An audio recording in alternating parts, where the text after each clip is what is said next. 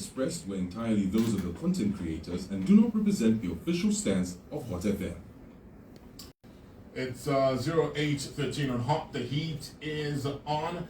We're getting into a special interview right here on Hot, as earlier announced. Now, it's a Wednesday, it's the 15th of July 2026, and welcome to this special edition of the Red Hot Breakfast. We are live from Hot Media House in Long Acres, Lusaka, and transmitting to the rest of the country. For the first time, Zambia gets to hear from the two boys. We have Honorable Mundubile and Honorable Makebi Zulu, who are running on the National Reconciliation Party for Unity and Prosperity ticket as president and running mate, respectively.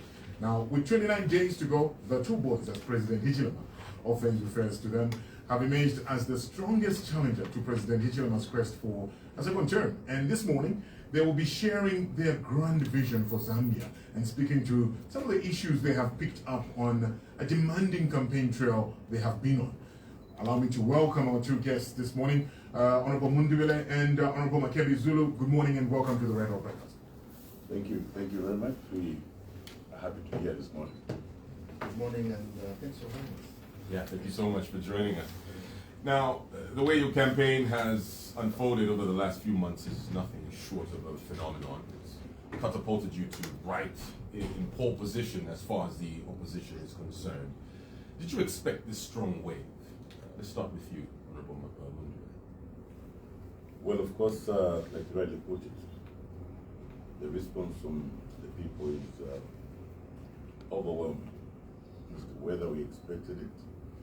To some extent, and of course, the numbers that we're getting out there, they have completely exceeded our expectation. The support that we received from the Zambian people, from 5 provinces we visited, has simply been overwhelming.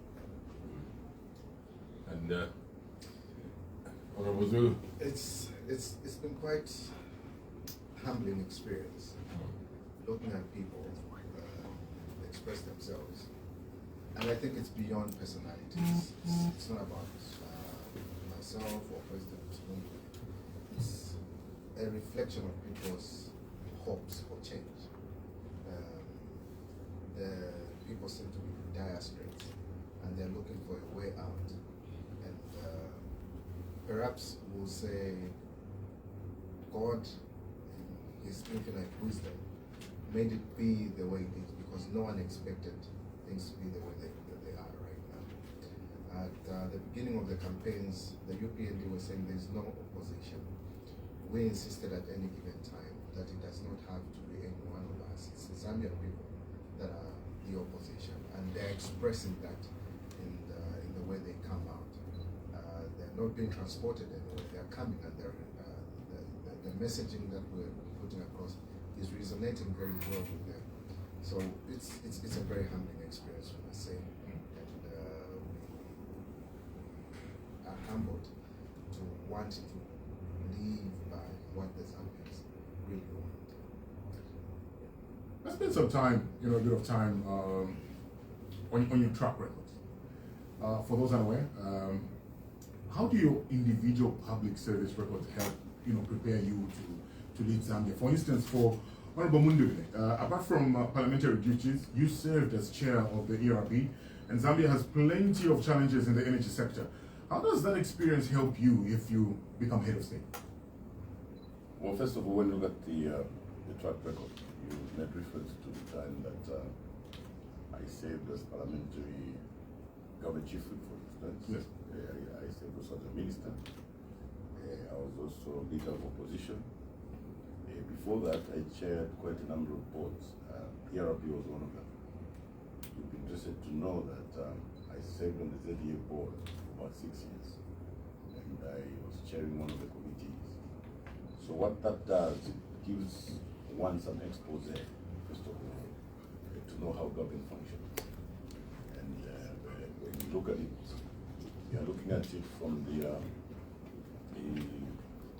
good governance point of view.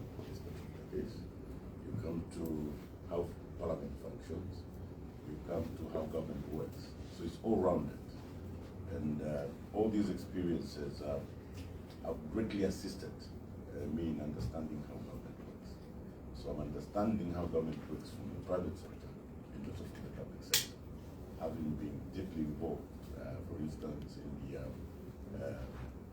boards, and also having been involved in cabinet and having been heavily involved in parliament. So it's an all-rounded experience, as it were.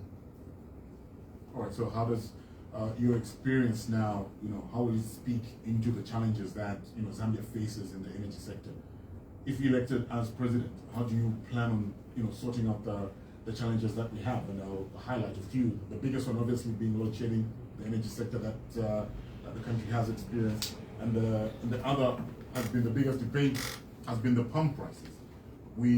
After the UPND took office, well, we have a new way of pricing in this country. We have monthly reviews where the prices change every month.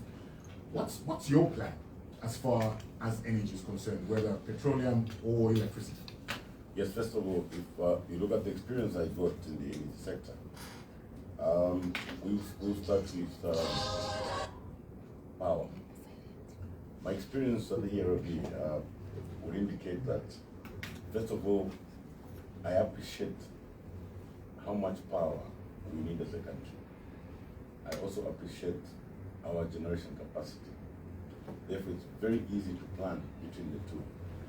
You know that we have been generating up to 1,600 megawatts from independence right up to maybe 2011.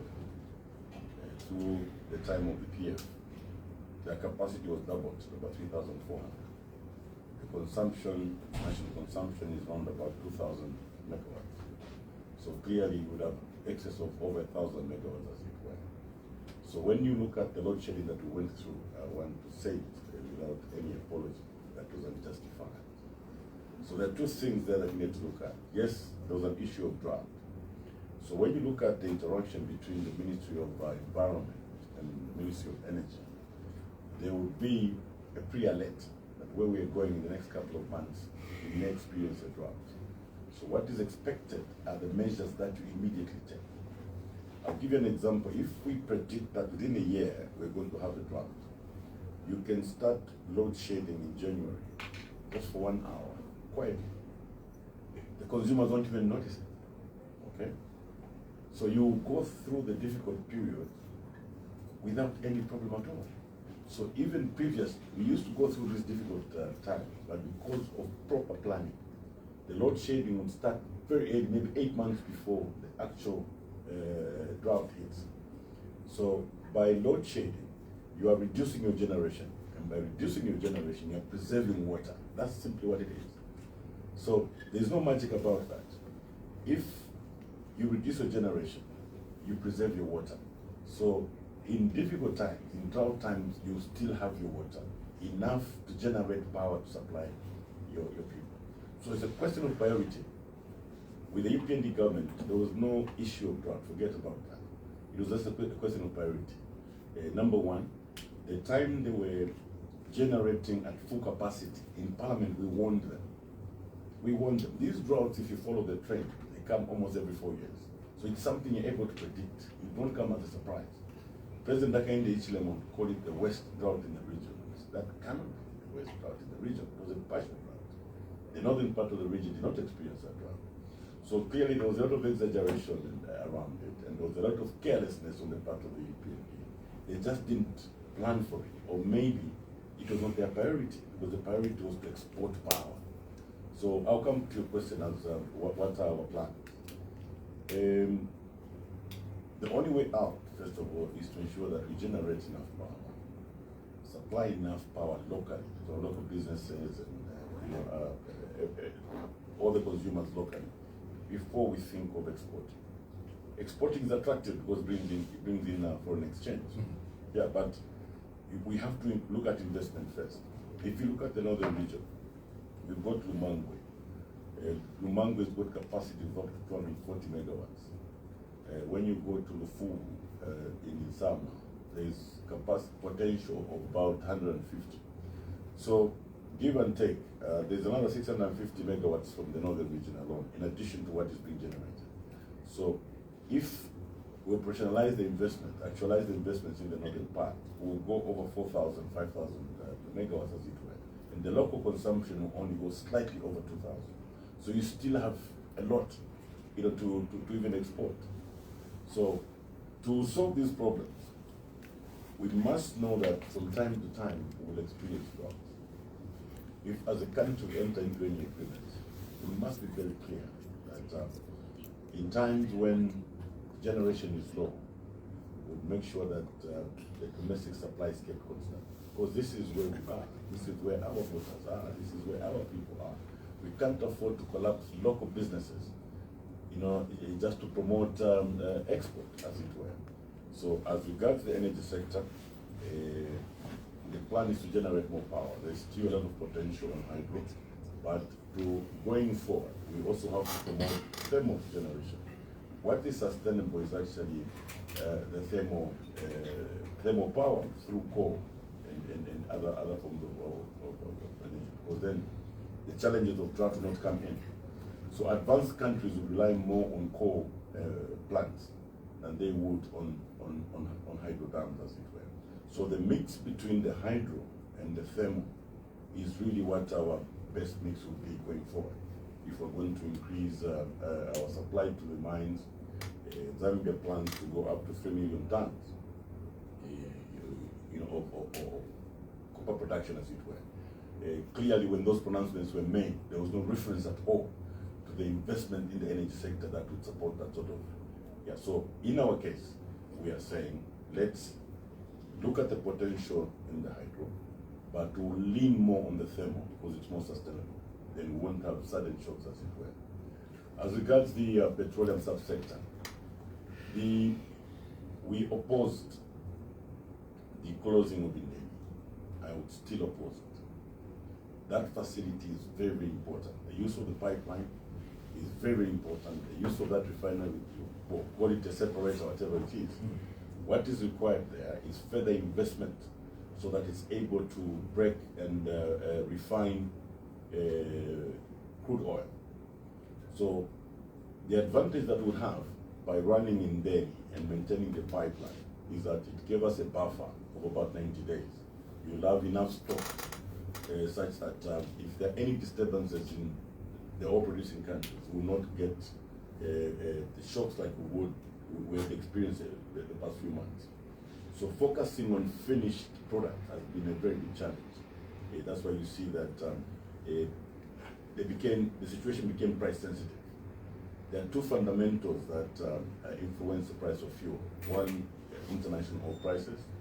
The second one is exchange rate. So they're both very sensitive. So if you don't have a buffer, you sometimes may have to change prices. In other countries, they change prices every day. The price that you buy fuel in the morning is the same price in the evening. And we're slowly heading there. Yeah, so the use of Indeni, the use of the pipeline has got to be restored. That's what gives us the real security.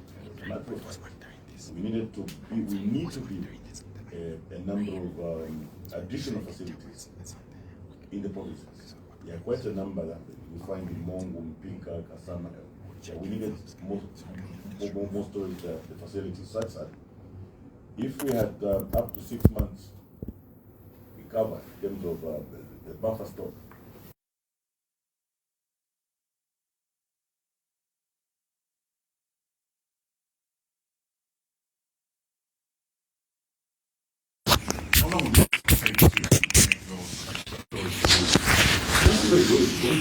actually, private sector can private sector are very ready and eager to invest in these facilities. As a matter of fact, some already exist Some of them are actually during the time on the Patriotic Front. Yes. Eastern Province has most of the provinces do have storage facilities for that matter. Just so that should I Mr. President. Yeah, so basically I think that's we were discussing the experience that I got by being at TRB and how we use that experience to try and improve our energy. So we've tackled the electricity subsector and of course the petroleum subsector. That's one way in which I think that experience would benefit the nation. What about you, Honorable Zulu? Your track record. What makes your track record It's very difficult to beat your own drum and dance and dance to it. But I would say this: the sector that I am in, perhaps the legal fraternity, I think it has been a place that has shaped me and how I look at issues, how I respond to issues. It is structural issues, procedural issues, administrative issues that are of great concern. I must say at this stage that the President and I have a very long history, way before ministries that are in the province. I remember the time we were preparing for our expos. He did a great job. Himself, Wachilangwa, we all looked up to them to really shape how it was going to be done, because they were first to do those expos, and they were very successful in attracting investment in their particular provinces, and we learned from himself and Honorable Chilangwa how exactly it would be done. So that in itself was a very big plus. But whilst we were still ministers, we had a conversation. I remember at one point I was saying, I think I need to do my master's in constitution and administrative law. He says, yeah, when do you start? I said, I intend to start in June. He says, let's go.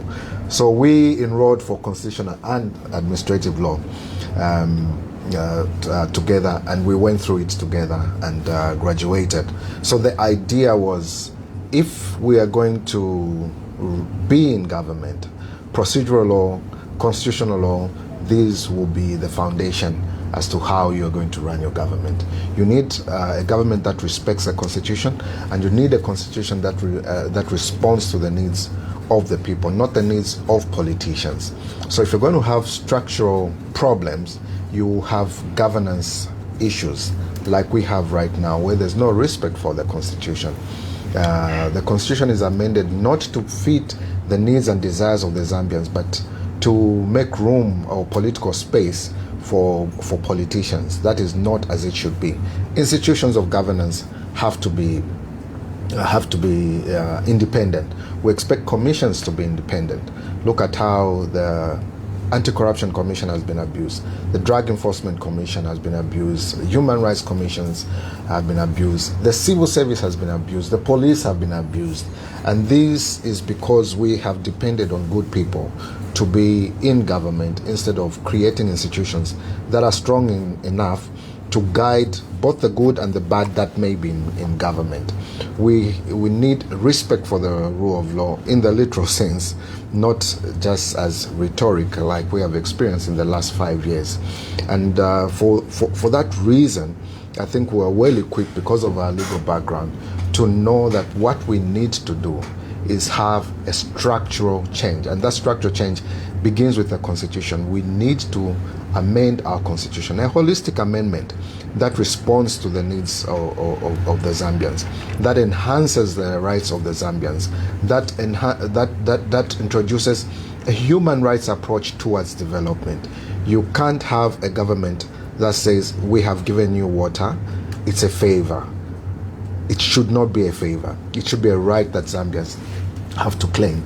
And we have seen how that a lot of freedoms have been eroded from the Zambians, like the freedom of speech. You can't have subsidiary law or that exceeds what the constitution provides.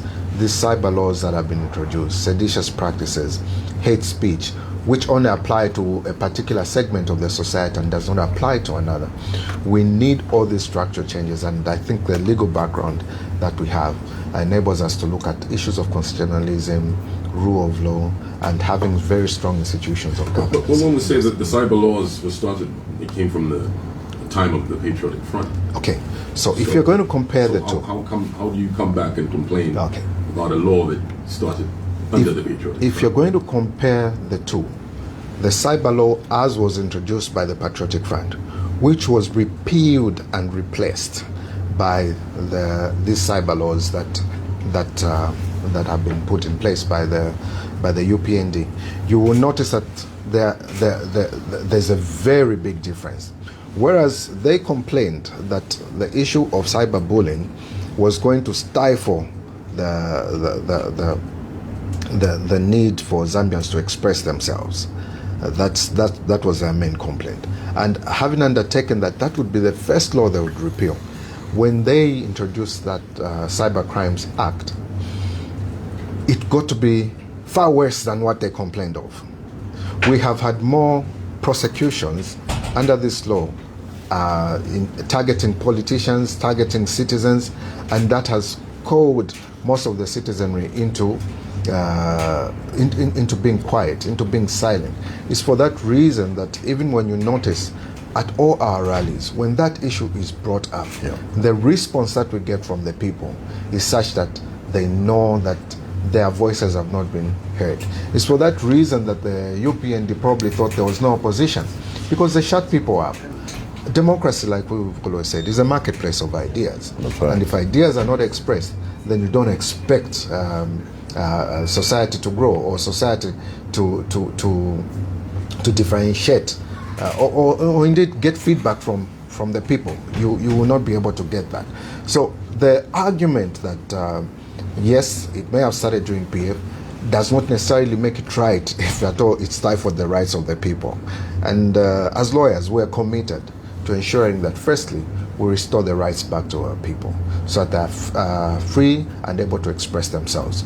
Only then shall we have inclusive democracy that takes into account all opinions that are expressed. So those are some of the things and issues that we hope to bring to the table. Honorable Zulu, when you say that, what do you mean? Do you mean that you repeal the current cyber laws, will go back to the old way?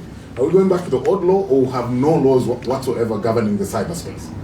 Firstly, when you're going to deal with the cyberspace, what exactly are you trying to deal with when it comes to the cyberspace?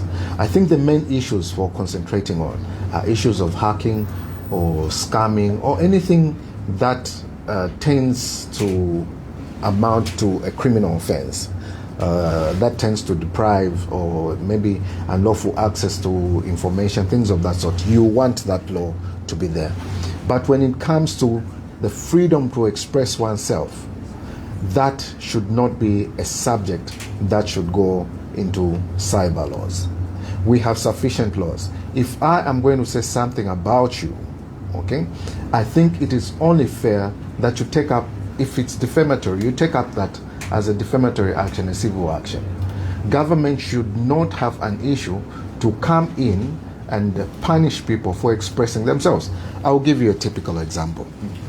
In Katete, there were these ladies that were sharing fertilizers and seed in medals and cups. And someone filmed that event, and they were expressing themselves. They were saying, this is how we're receiving our fertilizers. This is what exactly is going on. We never used to live like this. The next thing, they were arrested. Okay? It is not only those that were speaking that were arrested. It is also the person who was taking the video who was arrested under the cyber law. And that defies all logic. Why should that law be used to silence dissent? We are saying that cyber laws should not be used to silence dissent, simply put. And if at all there will be cyber laws, because we are committed to repealing this draconian law that the UPND have put in, it will be a thing of the past. And that's a commitment that we have made, that right. We are going to repeal the cyber laws and restrict cyber laws to dealing with issues that protect the integrity of the cyberspace in terms of access to information, because what the law that we have right now is very intrusive. You will notice that as regards this same cyber law, the American embassy had issued a warning, and they warned their would-be investors from America to say this government is overreaching, in essence, in that they want access to all the information that you have. Right now, in this place, you have a server. You have all these computers. The law is such that Zambia, ZICTA, or indeed the government must have access to what you have on your server. They want to have access to that. If you have any storage system, they want to have access to your storage system.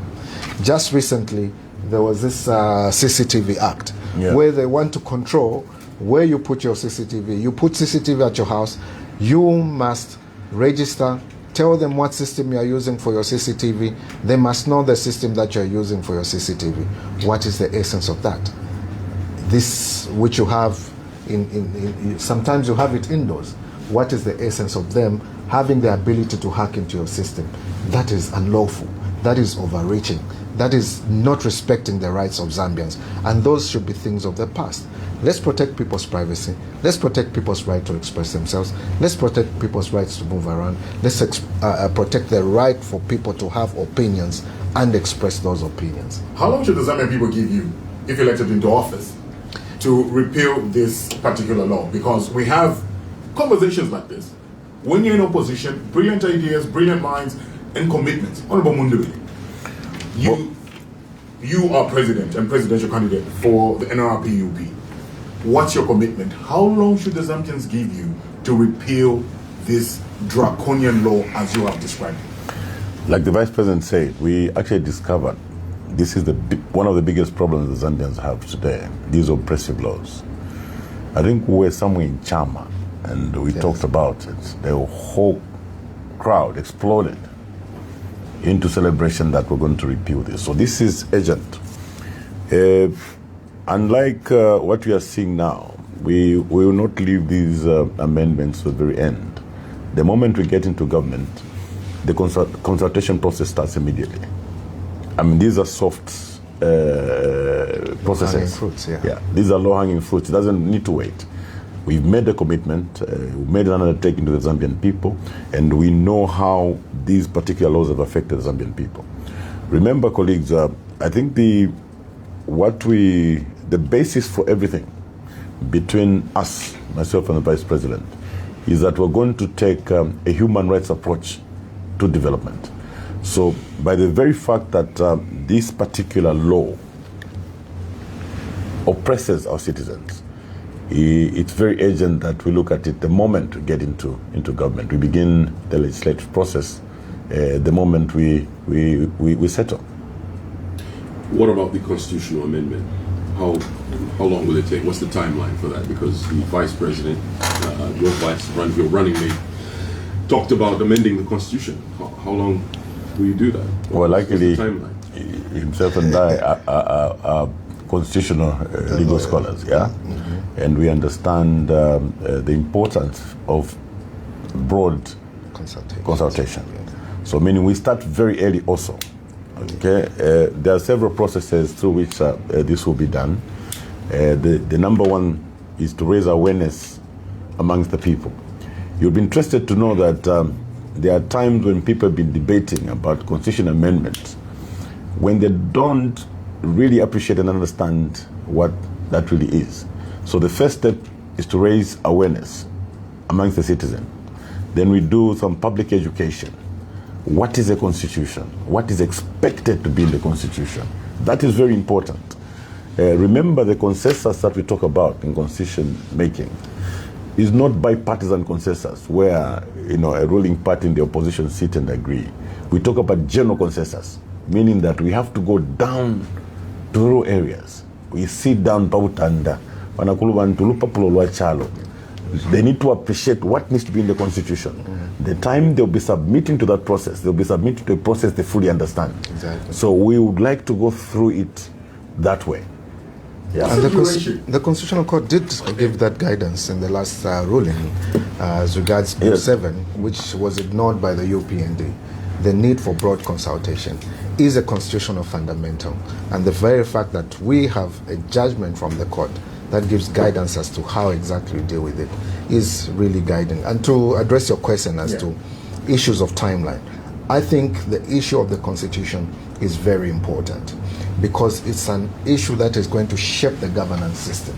And what we are saying is that we have to press the reset button and immediately we form government.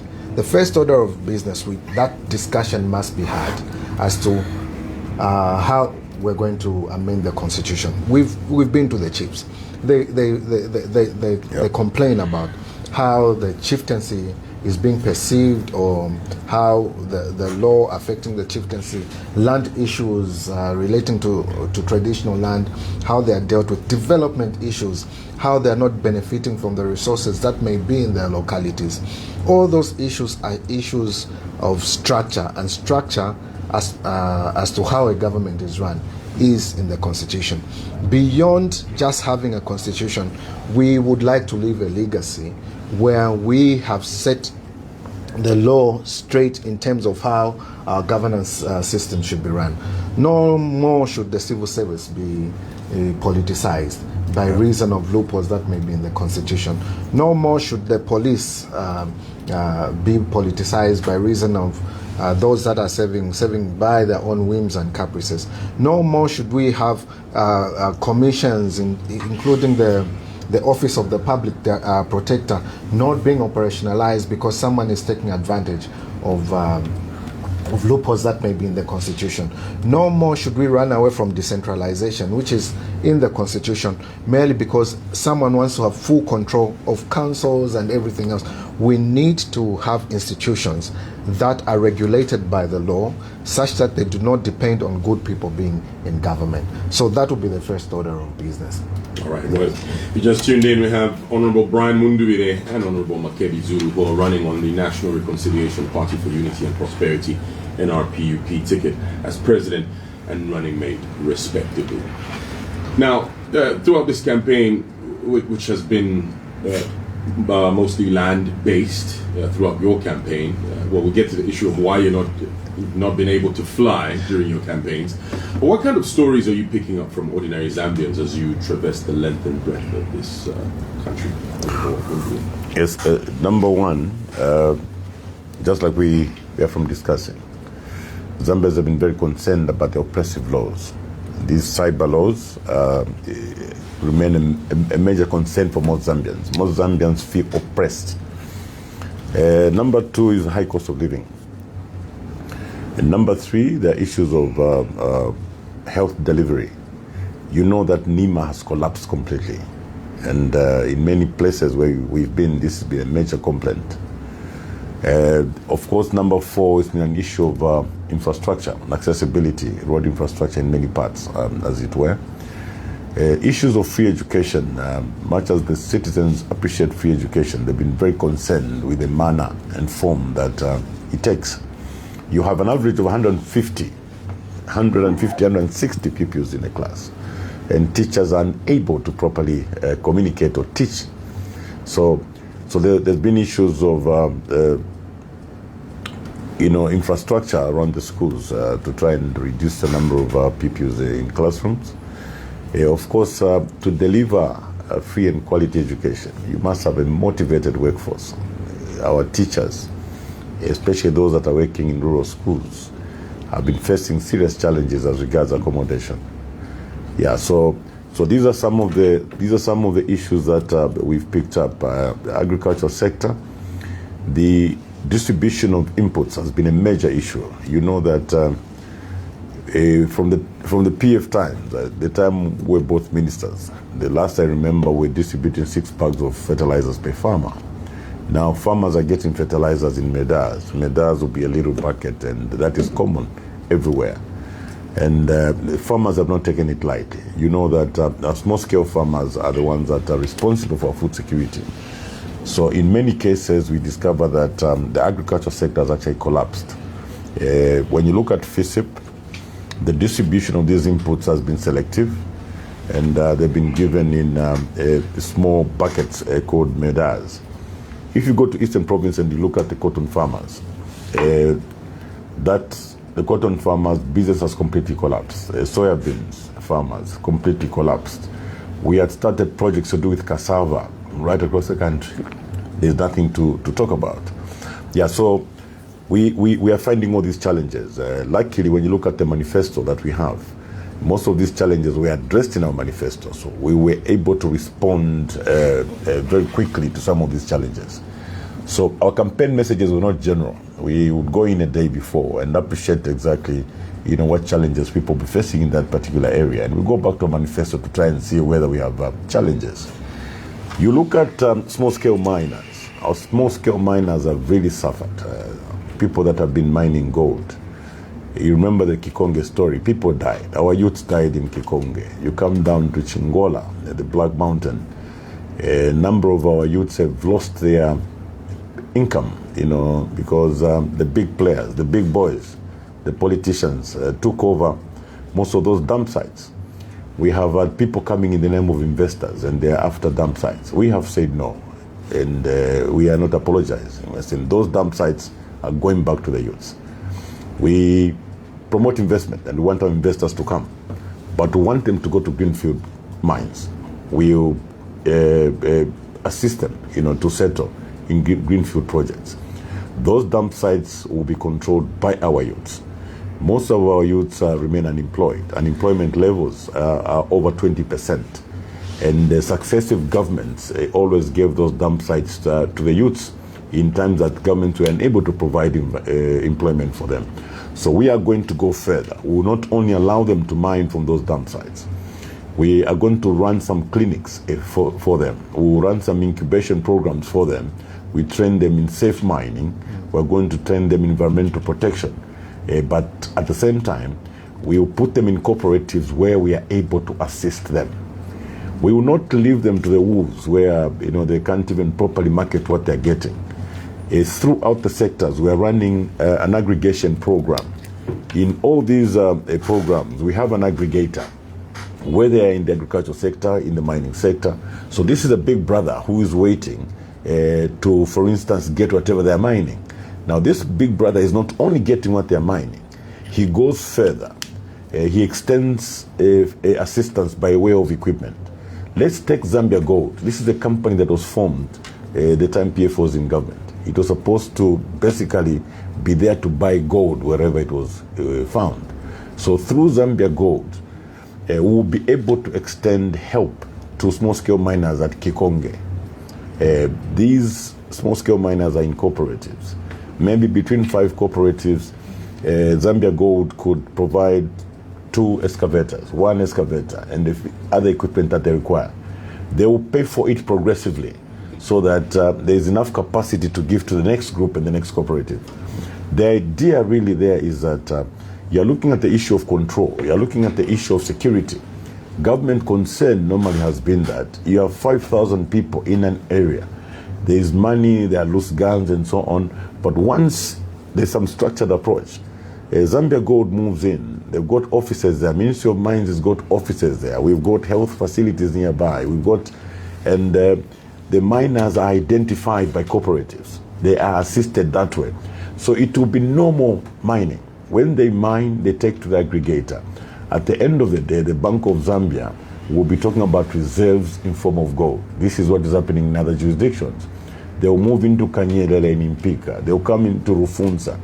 So clearly, we were in Rufunza yesterday. Yes, yesterday. Yes. There's an economy that exists. Unfortunately, because the government that is in power now does not focus on Zambians. They are very excited to give incentives to foreign entities, as it were.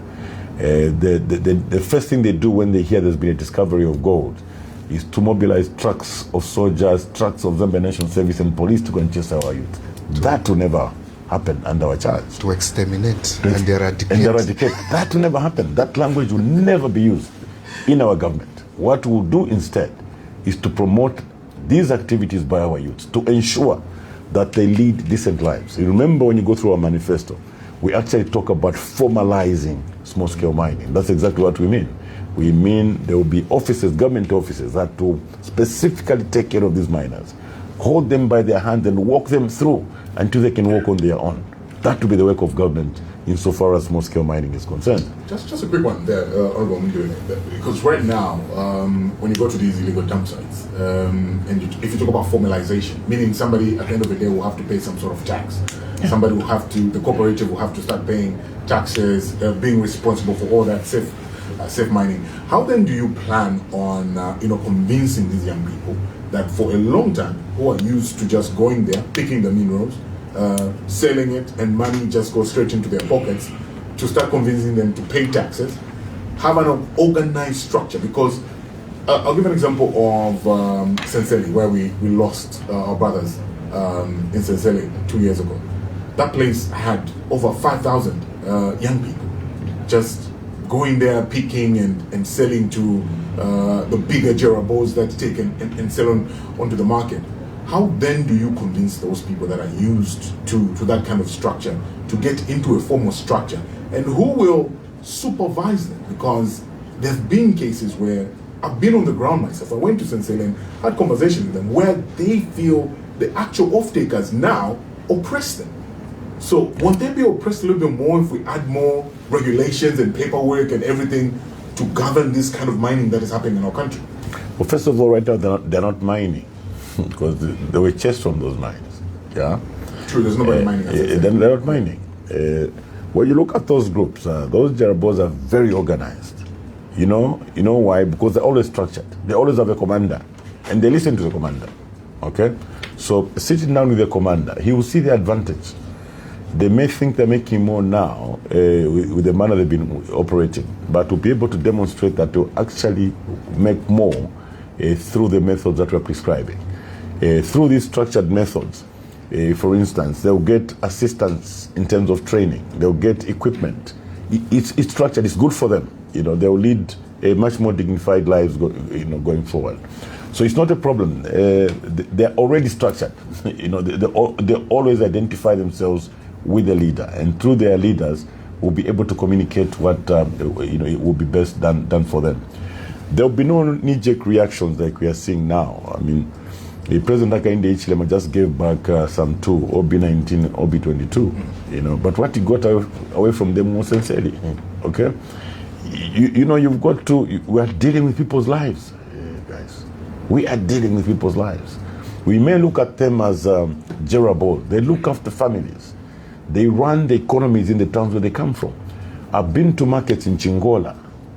You find the women are the ones who are speaking for them to say, if we're impala, tushtishafi abalumendu aba ngabale bomba.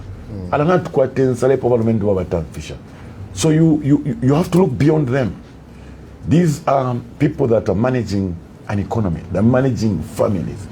Their continued operation has a positive impact on a number of people going forward. Yeah, so we have thought through it. We have sat with their leaders. We know how it's going to work. The principle there is that we are going to protect them because they are Zambians. What about the security concerns? Because we've heard security concerns. I know you reference to the response to this kind of mining by the UPND with the army and everything else. Isn't there a genuine concern of security when you have gold being mined in such a manner and people have guns around these particular areas? Obviously, people are getting exploited, and there's that concern. If me and my friends want to form a cooperative and want to go and mine, and we're leaving Lusaka, we are Lusaka people, we're going to go into these far-flung areas where we're not familiar, and we get there, what sort of security do we have as young people that are not domiciled in these areas? What's your plan for security in these particular areas? That's exactly, especially because there were talks of foreign nationals coming in. Yeah, that's exactly what we were describing. You see, when you have an aggregator, you've got an aggregator. This is a market for whatever is being produced. Zambia Gold, for instance, we would have agreed with these small-scale miners. Okay, here's your cooperative. We are advancing you some equipment. When you have mined, your refinery is here with the aggregator. This is where you sell and so on. Already, just by that structure alone, you are dealing with the issue of security.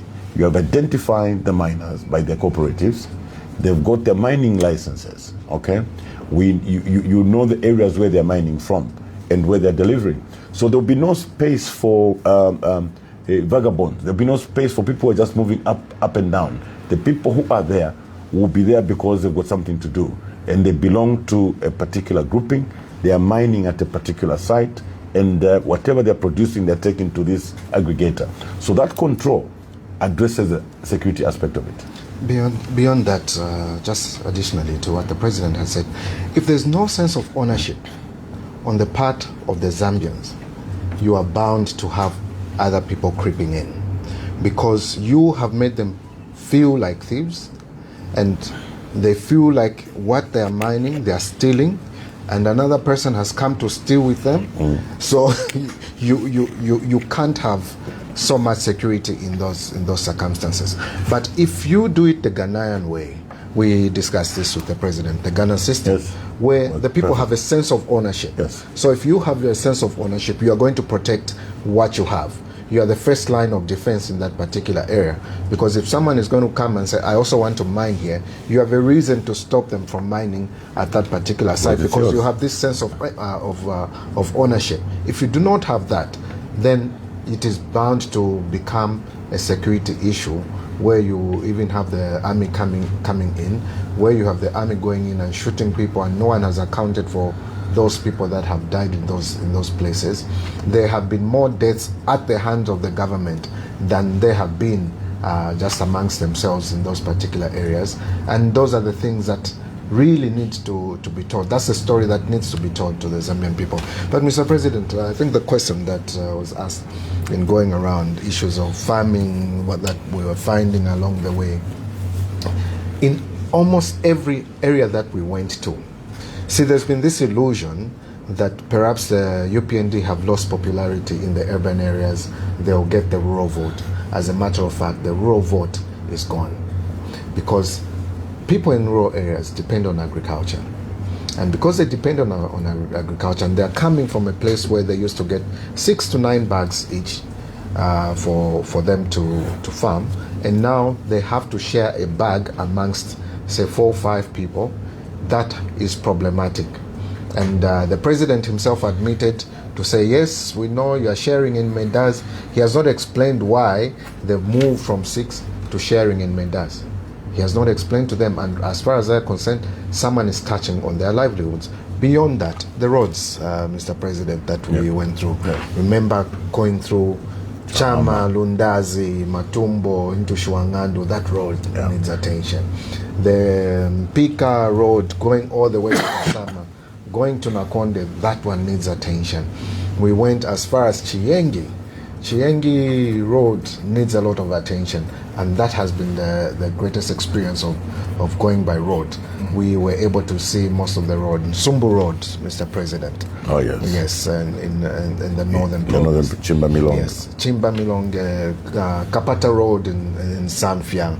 You have all these areas interconnectivity. Perhaps, Mr. President, you could just give Yes. that issue. I'm sorry, I seem to be taking over because this is a conversation that we had. The issue of connecting provinces, connecting districts, that is very important for our economy.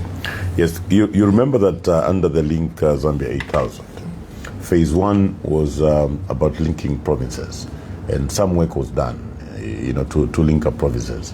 The next phase was to link up districts. Like the Vice President was saying, you go to Muchinga, you've got Chinsali Mulilansolo, you going right through into Isoka.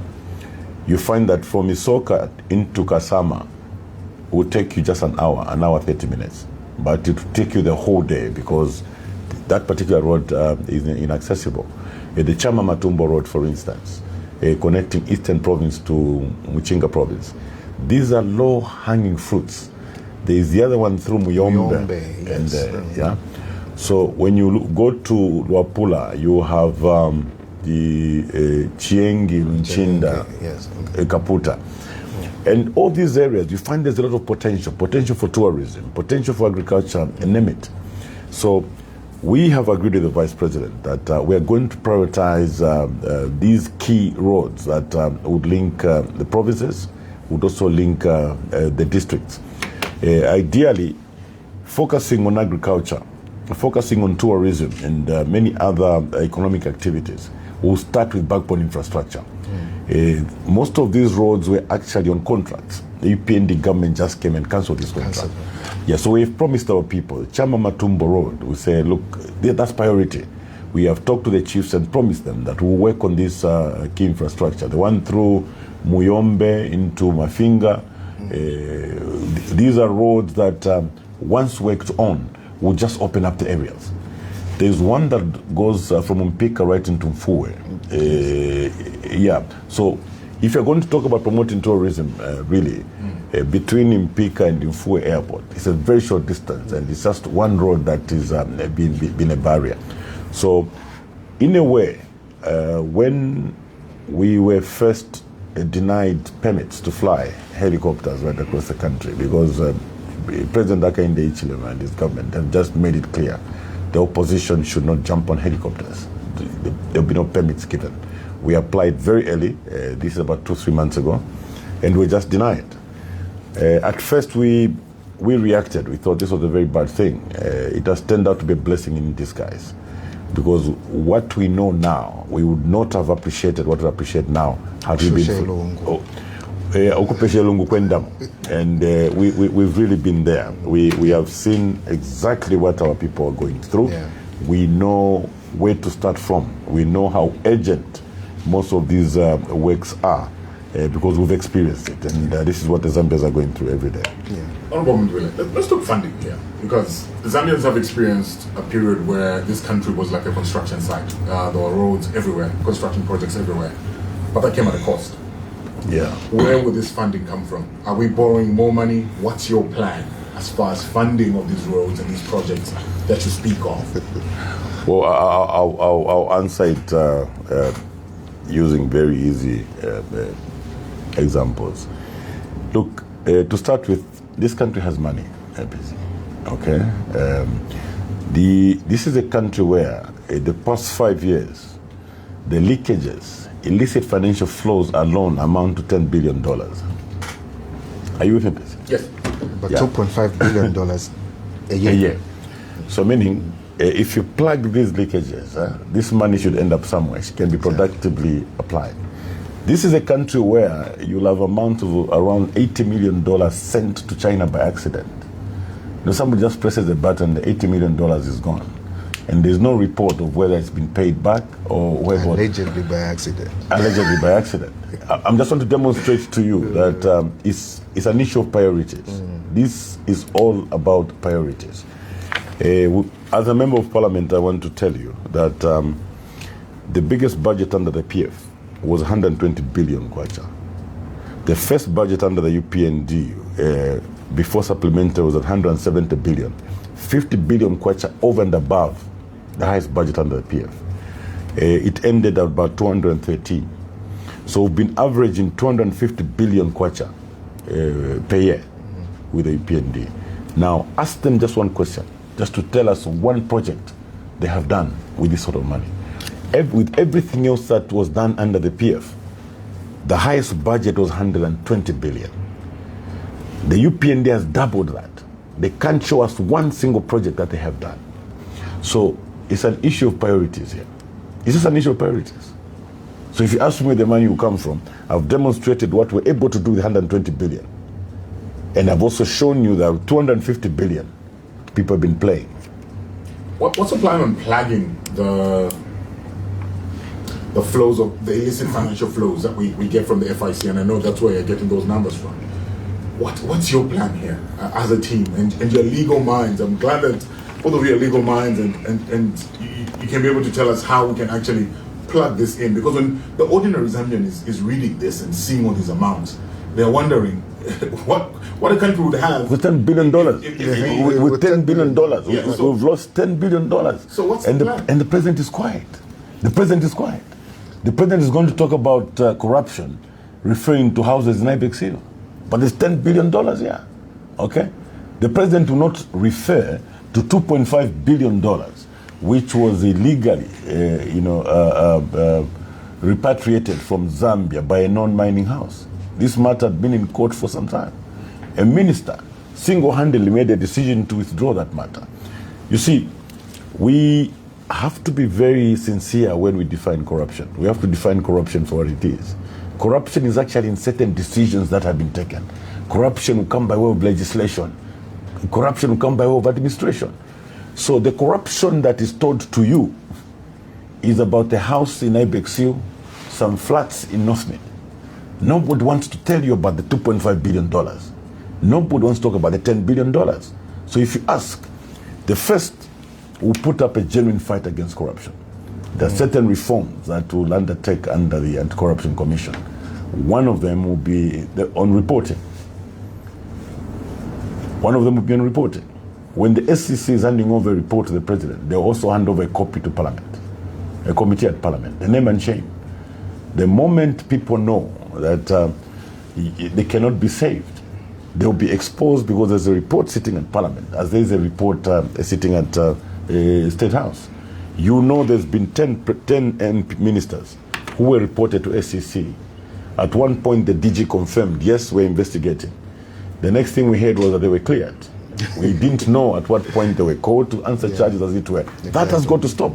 So on one hand, you have leakages of up to $10-12 billion in that 5 years.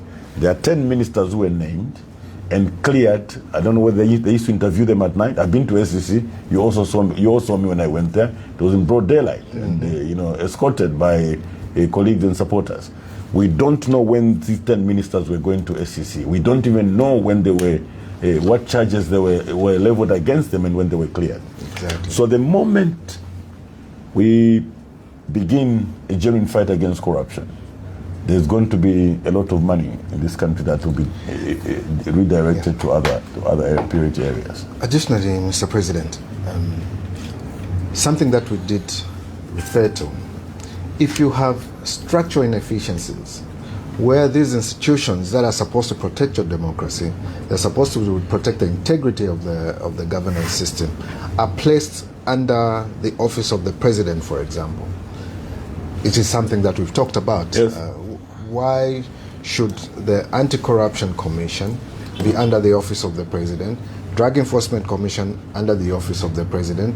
These investigative institutions are under the office of the president. And if you have them under the office of the president, you will have reports such as, no, this minister was seen coming out with a bag, and it goes, and the president is happy to say, no, I asked him. He said there were calendars. The heavy, some very heavy calendar. Some very heavy calendar. You see, you compromise the fight against corruption in that particular regard. And it will not stop until you have independent institutions of governance. Let the police be independent. If we're going to choose who is Inspector General of Police, are we going to subject it to public scrutiny so that the persons that are taking up those positions are persons of integrity? If we are going to put someone to take over Anti-Corruption Commission, let us look at them. The current one was a cadre. She was a UPND cadre, non-UPND cadre. Now, is she going to act against the party that she belongs to? Because we have no record of her saying that she's ever resigned from the UPND. Is she ever going to go against the decision of the president of the party that she possibly belongs to? You have all those issues that are there. What kind of people do we need to take over such kind of institutions? What kind of scrutiny should be put in place for that? If we have that, then we are going to be closing up those leakages where we have illicit financial flows. The World Bank report, Mr. President, 2022, the first year of the UPND, as regards the mining sector, we lost about $500 billion. What could we do with $500 billion from the mining sector? See, we have this tendency of thinking that this has only affected those that are on the copper belt. It is the very money that is used to buy medicines in Kaputa. It is the very money that is being used to ensure that the road between Kasempa and Kaoma is fixed. It is the same money that is supposed to be used to ensure that NEMA is running and saving the people of Zambia. It is the very money that is supposed to be used to ensure that fertilizers are properly subsidized for farmers to be able to access these fertilizers. It's the very money that can be used to ensure that we get into value addition. Because he likes it, and I enjoy listening to him when he's campaigning. And he said, yes.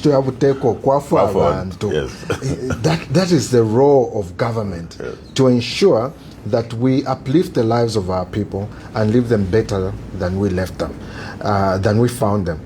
Have the Zambians been put at a better place than they were before the UPND came in? The answer is an absolute no, because priority has been about killing the opposition, and not necessarily serving the interests of the Zambians. Does this all mean that you go after the UPND if you win this election? Is this going to be a witch hunt, as some will probably... See, the people that are going after the UPND are the Zambians. And the legitimate way of going after the UPND is going to vote on the 13th of August.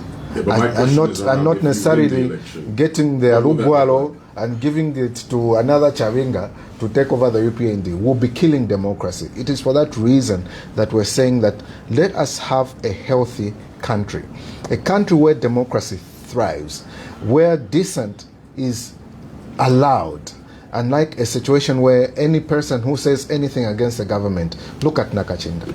Just because of saying H.H. Mututu, he's in prison.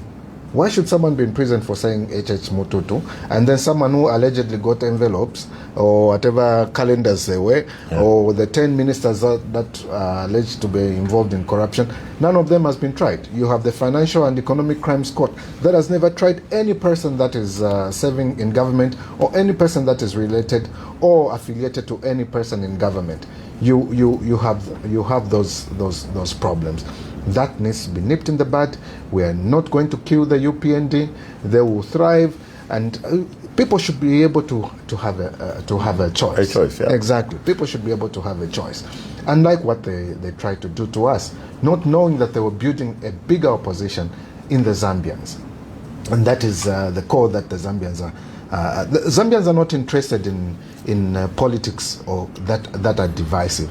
It is unlike what President Hakainde is doing. When he goes to a particular region, he says, vote for me, give me 1 million votes, because these people will be beating you. They used to beat you, they'll continue beating you.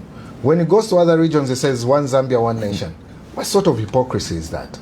If we're going to preach one Zambia, one nation, let us preach it everywhere. Where we belong to, places we come from, and places we don't come from, because it's about uniting the country. That is exactly what we need. So UPND, when we say Kuyabebele, we say it is the Zambian people that are going to go by way of ballot to remove them from power, but not for them to stop existing as an organization. No, they must. They must exist. They must exist, and that is a better way of having checks and balances in government. And that is a test for a policy. If a policy is good, the best way to test it, throw it to the opposition. Let them comment on it. Yes. Let them say what they have to say on it, and then we will have a better way of governing. And they must be. They should be sure also that when in opposition, even the first week, they are free to hold rallies and begin campaigning from day one. All these complications, setting police to say let them not meet. No, that's the beginning of problems. You see, the moment you kill a dissenting voice, it actually affects you more, who is in government. Imagine, for instance, if the UPND had given the opposition freedom, to debate freely in parliament, speak freely at rallies, we would not have had the challenges of load shedding. Yes. They would have rectified it. We would not have had challenges of fertilizers in Medas. Okay? We would not have had challenges of these oppressive laws. They would have actually adjusted themselves and aligned themselves to govern the Zambians better. So they're discovering this at the very end, when cabinet is dissolved, parliament, and a few days before the elections. They're getting the reactions from the Zambian people so much later. So we've been discussing with Vice President that democracy has to thrive. Well, fortunately for us, it comes naturally because of our training. There's no other way. We've got to allow democracy to thrive. We know the importance of democracy, and Zambians we will have their freedoms, a freedom to express themselves. We are actually saying, look, if for some reason instead of supplying 8 bags, we supplied 7, you can go to radio and say, President Mali to there will be no one who come and pick you up and say, to police for hate speech. Now to come a president that you were shortchanged by 1 bag. That's something you're passionate about, Mr. President, the politics of vengeance. I think it's important that is yes. clear. No, we've made it very clear that there'll be no vengeance. Not at all. It has to stop somewhere. It will end at us. It has to stop with us. We are saying we are resetting the country. We are going for national renewal. When we talk about unity, it's unity Indeed. Yes. Yeah, so there should be no politician who should begin to fidget, thinking that we're going to go after them, who set police on them to find funny or silly cases. Not at all. What Zambia needs to move forward. Zambia needs to move forward economically, as it were. Zambia needs to move forward in terms of unity. We are looking at national restoration. We are not only looking at changing government, we are looking at changing how government works. We are starting with reforming the civil service. We have undertaken to depoliticize the civil service. We would like to professionalize the civil service. How exactly are you going to do that? Because that's become a topical issue recently. Well, about depoliticizing the civil service. The first thing is that we're going to embark on a merit-based recruitment approach. Professionals that deserve to work in certain positions in government will take up those positions. By way of pronouncement, coming from myself and the Vice President, we will speak to our members. For those that want to be in politics, let them stay away from the civil service. We understand and know the importance of ensuring that the state remains neutral. By the way, government does not own the state. They merely supervise the state. So ensuring that the state always remains neutral. All those political cadres, whether they're coming from our political party or other political parties, you stay away, from the state. So these are reforms that we'll immediately implement in the civil service, and Zambians will be able to benefit from that. If you look at the situation now, the situation is so bad that any government office that you go to, you can literally tell this civil servant is a cadre. If they know your face like they do Makebi Zulu's face, you won't even get any proper treatment from them. They can't even get into prison to we can't. see the Kachinda. Exactly. You go there as a lawyer, they won't allow you. They'll say you need clearance from headquarters. I wonder why I need because they're looking beyond the practicing certificate. Exactly. They're being politicians themselves. They're looking at you as a political opponent, as it were. And so that has got to end. Mr. President, this civil servant who's an ambassador, had a press briefing where he says, I have come to campaign for the UPND, Andrew Banda. He says, because I'm a presidential appointee, but he's acknowledging he's a civil servant. And that's taxpayers' money. The regulations are very clear about participation in politics. You'd expect a response. If the president is a man of integrity, he will say, I will not allow that. You don't allow that. Because you have chosen to be a civil servant. You had an option not to be. By reason of that appointment, you're a civil servant, you can't do that. Now we have special civil servant from State House, civil servant from everywhere else. That will not happen in our government. That should not happen in our government. That should not happen. If you have chosen to take up a job as a civil servant, serve the Zambian people. Don't say, I'm coming to campaign and I'm going. So that's an indictment on the president himself. What is he going to say about that? What is he saying about Andrew's stance? Is he going to fire him because he has taken up that stance? Because obviously that's against the rules and regulations of the civil service. And he should know that better. If he's a person of integrity, if he means what he says, and I doubt that he does mean what he says, he would take action against Andrew Banda. He should not be a civil servant today. Secretary to the Cabinet, Patrick Kangwa, should be able to move in and say, you can't do this, therefore you are no longer part of the civil service. That is the right thing that should happen at this particular time. So you can see the extent to which our country has gone. Everything is going wrong, and we seem to be on autopilot. There's nobody, there's no one who's in charge. So we are saying we need to reset this country. There's need for restoration. We simply want Zambia to work again. We want Zambia as a country to work again. For all Zambians. Yes, for all Zambians. I know that, Chishampies, you've been around long enough to know that you may not say it loudly. There's nothing going on. The country is not working.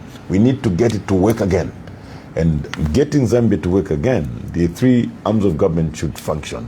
We need to see a normal parliament, for instance, not what you experienced the past 4 years. We need to see an independent judiciary. We need to see an executive that is functioning, as it were. So as the situation has been, everybody's lost. There's no parliament to talk about.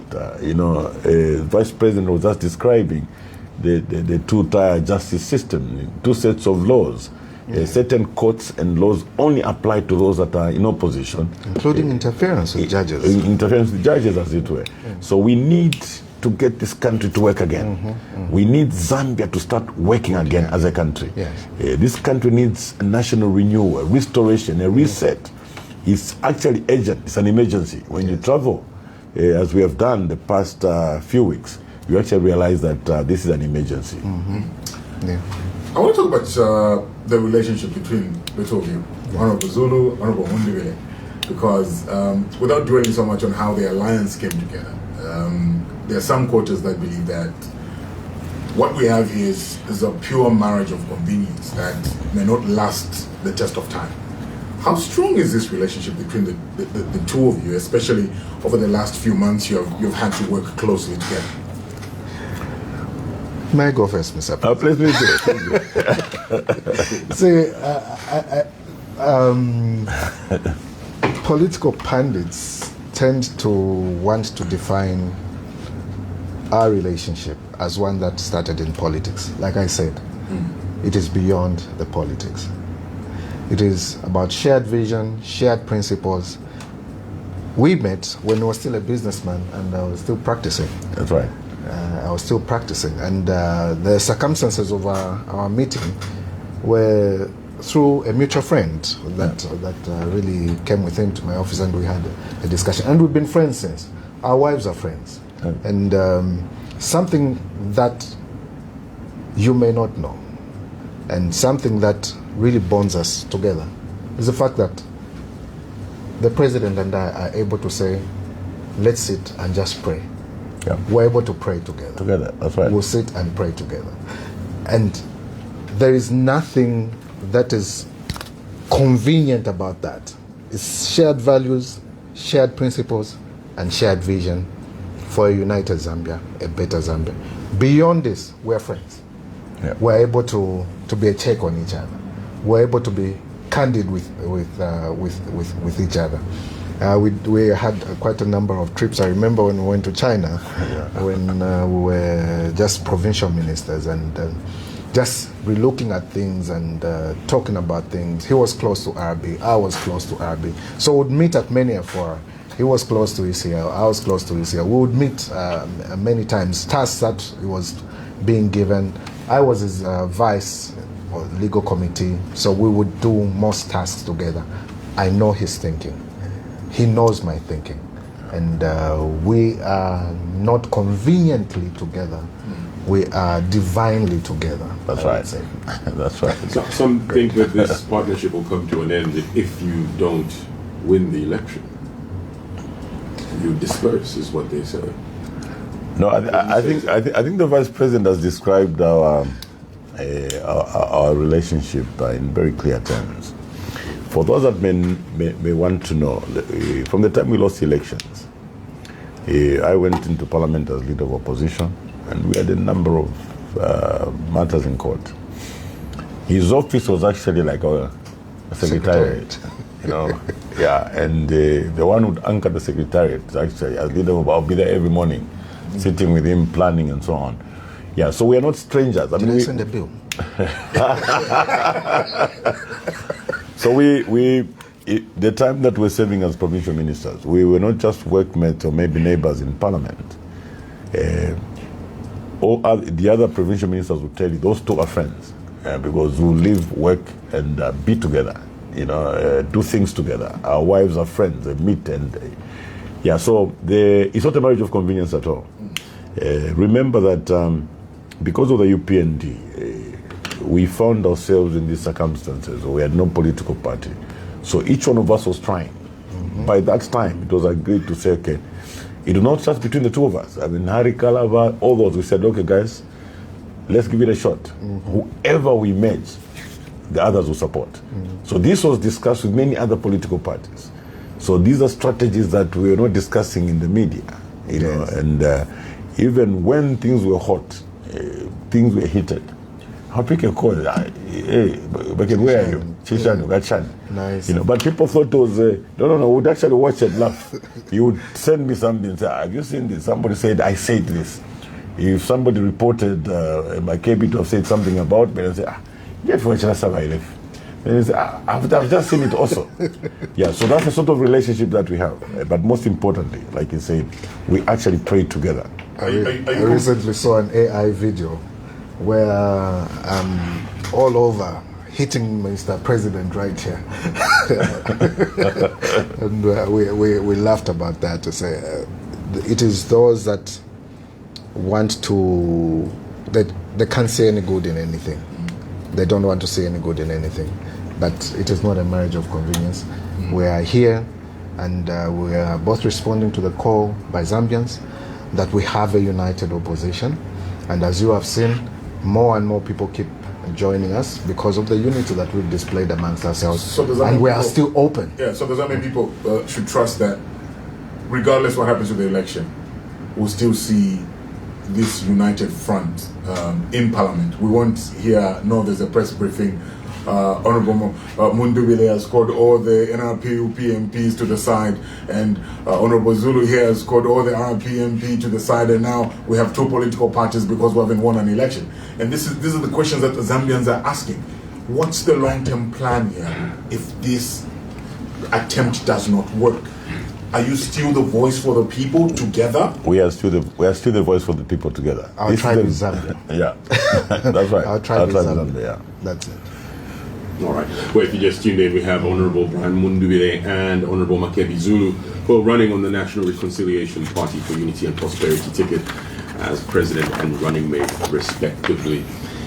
So, as you've been campaigning, you've raised some important key policy issues which have attracted responses from the incumbent. Issues such as the FRA maize buying price, the issue of politically aligned civil servants, which you've spoken to here, and of course the issue of foreign reserves. If you go back to the manifesto, what stands out from your messages as far as improving people's welfare is concerned? Because at the end of the day, it's about the Zambian people and making their lives better. Yes, I think what you pick up from the manifesto first is that we are moving women and youths from the margins to the center of policy and economic transformation, making the youths the main drivers of this transformation. That will come out very clearly. Number two will be that we would like to create jobs through industrialization, and would like to industrialize through investments, as it were. Remember, we just from Vice President made reference to several roads that we saw. We're saying to be able to industrialize, we take advantage of the low-hanging fruits, the potential that lies in various sectors, including tourism, agriculture, as it were. But the starting point is investment, and investment in backbone infrastructure. So in improving people's livelihoods, we are focused on industrialization through value chains. Agriculture is the first that we'd like to take up. We've identified 12 farming blocks right across the country, and government will invest in these farming blocks, attract investments from the private sector, and of course an investment arm of government into these farming blocks. The aim is that at the end of 2 years, we must begin to see some downstream industries in these farming blocks by way of value addition. So when we do that, we will create employment. So this is one sector. We are focused on this particular sector because it absorbs the highest numbers, as it were. So we are looking at 12 farming blocks that within 3 years should be able to employ well over 300,000 people. Okay, this is all research, documents are there, people can make references to that. Yeah, we think this is going to make a huge difference. Secondly, we are looking at the potential, for instance, in Eastern Province. There's a huge potential for cotton. So using the aggregation method, you've got Mulungushi textiles. The Mulungushi textiles of the UPND is not the Mulungushi textiles that we're envisaging. They're printers. Yeah, that one is just a printer for Chitenge and so on. We are looking at Mulungushi textiles as an aggregator that will have behind it cotton farmers in Central Province, cotton farmers in Eastern Province. But we are not allowing, in order for these farmers to get value for their crop, we are saying we should have some on-farm processing. There must always be some value added so that the farmers get a benefit of it. We've talked about baby gineries at these farms in Eastern Province and Central Province to be able to supply cotton. So besides maize, we are looking at other crops that are friendly to Zambians, that Zambians can grow and be able to aggregate their stock and supply to these aggregators. So the thrust of all this is job creation. Zambians are suffering now because they're not employed. Poverty can only be fought through sustainable employment. And that's exactly what our starting point is poverty reduction through job creation. And job creation through industrialization. Industrialization through downstream industries or value addition chains, as it were. So this is where we are. And you talked about FRA. We've really been concerned. You heard just a few days ago the president and his chairperson for FRA were we're disagreeing publicly, where the president says the moisture content is low, buy. The chairman says no, the president is not being truthful, the moisture content is high. And then we began to question. We said, okay, well, I don't think they carried out a comprehensive survey to see that every farmer, all the farmers that grew maize had their maize with high moisture content. What was the relationship between announcing the floor price and the moisture content? It's possible to announce a floor price and say, but we will only buy when the moisture content is below 12%. So there was nothing that was, the moisture content would not stop FRA from announcing the floor price. They could have still announced the floor price and then maybe guided to say we will not get the maize that is above 13% in terms of moisture content. So we realize that the UPND is gambling with people's lives. They don't realize that this actually involves people's lives. We are aware that they may not have the financial resources to buy maize because of their past conduct with the financial institutions, as it were. And we've been telling our people to say, how is it that with the UPND, when it comes to buying councillors and MPs, they've got money, but they've got no money to buy maize. Including buying those that voted for Bill 7, they have lots of money. In fact, the latest offer we got yesterday from Kasama, they've moved, by the way, the Vice President, I forgot to brief you, for a parliamentary candidate now, they've moved from 10 million, they are now offering 20 million. Okay? For them to withdraw. For them to withdraw, so that theirs can go unopposed. Yeah. And they were initially, I think, at 10. For councillors and others, they're offering 5. So you find that this is a government, I mean, they've got enough money to buy candidates. Where have you been getting that information? From the people that are tempting. Now, our candidates are our members. Our candidate from Kaputa had to run away from Kaputa because his competitor there had a bag of money and said, look, you've got to take this. They don't go with stories, they actually go with sacks of money. Yeah. 2 days ago, I know that the president of Kasama, the Advance Party, one of the gentlemen approached our supporters. They were carrying 20 million kwacha and they wanted to give. And you see, when we talked about Zambia, it should work again. We even have anti-corruption commission.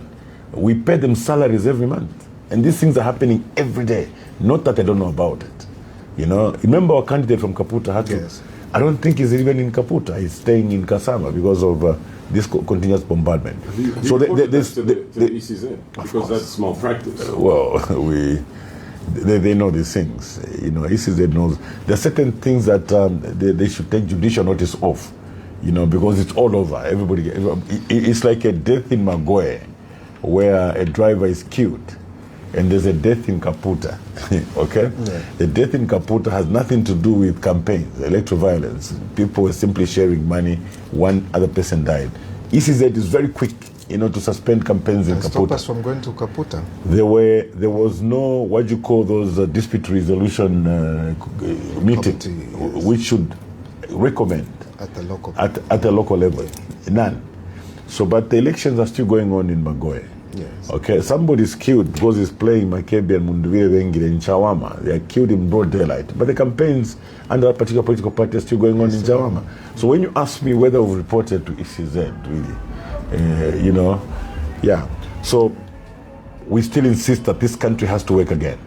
I'm just giving you examples of what farmers are going through. So the farmers that are stuck with their maize are also aware in Kaputa that there's 20 million kwacha on offer for every parliamentary seat should the candidate decide to withdraw.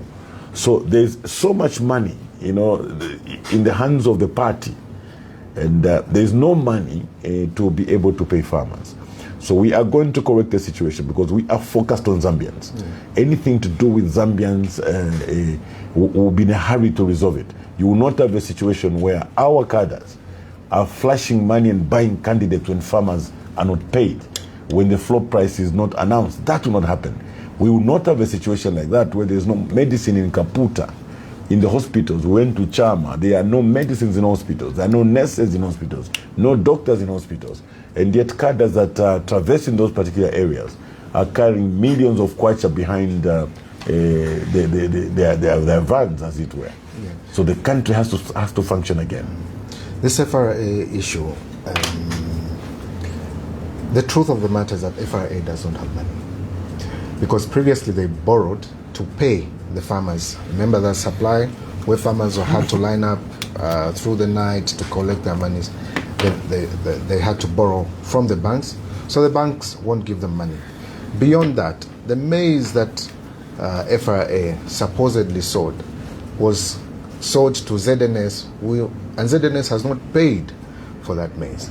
ZNS itself, using that illegal company of theirs called Eagle, meaning I say illegal because you can't have a commander being a shareholder. None of the people, government is not a shareholder in that particular company, and yet it's running as a government entity. Supplied that maize, and some of the people that got that milling meal are politicians who have not paid ZNS for ZNS to be able to pay FRA.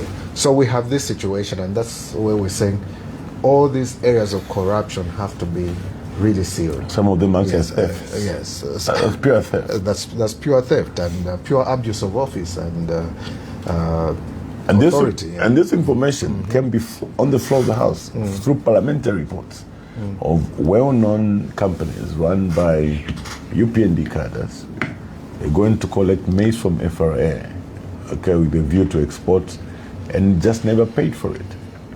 So sometimes when we look at the president, calling others thieves, and so we laugh and say, okay. I mean, if he just took a moment to look at what is happening in his own camp, we don't think he could actually go loud and talk about these things. So these have been pure cases of theft.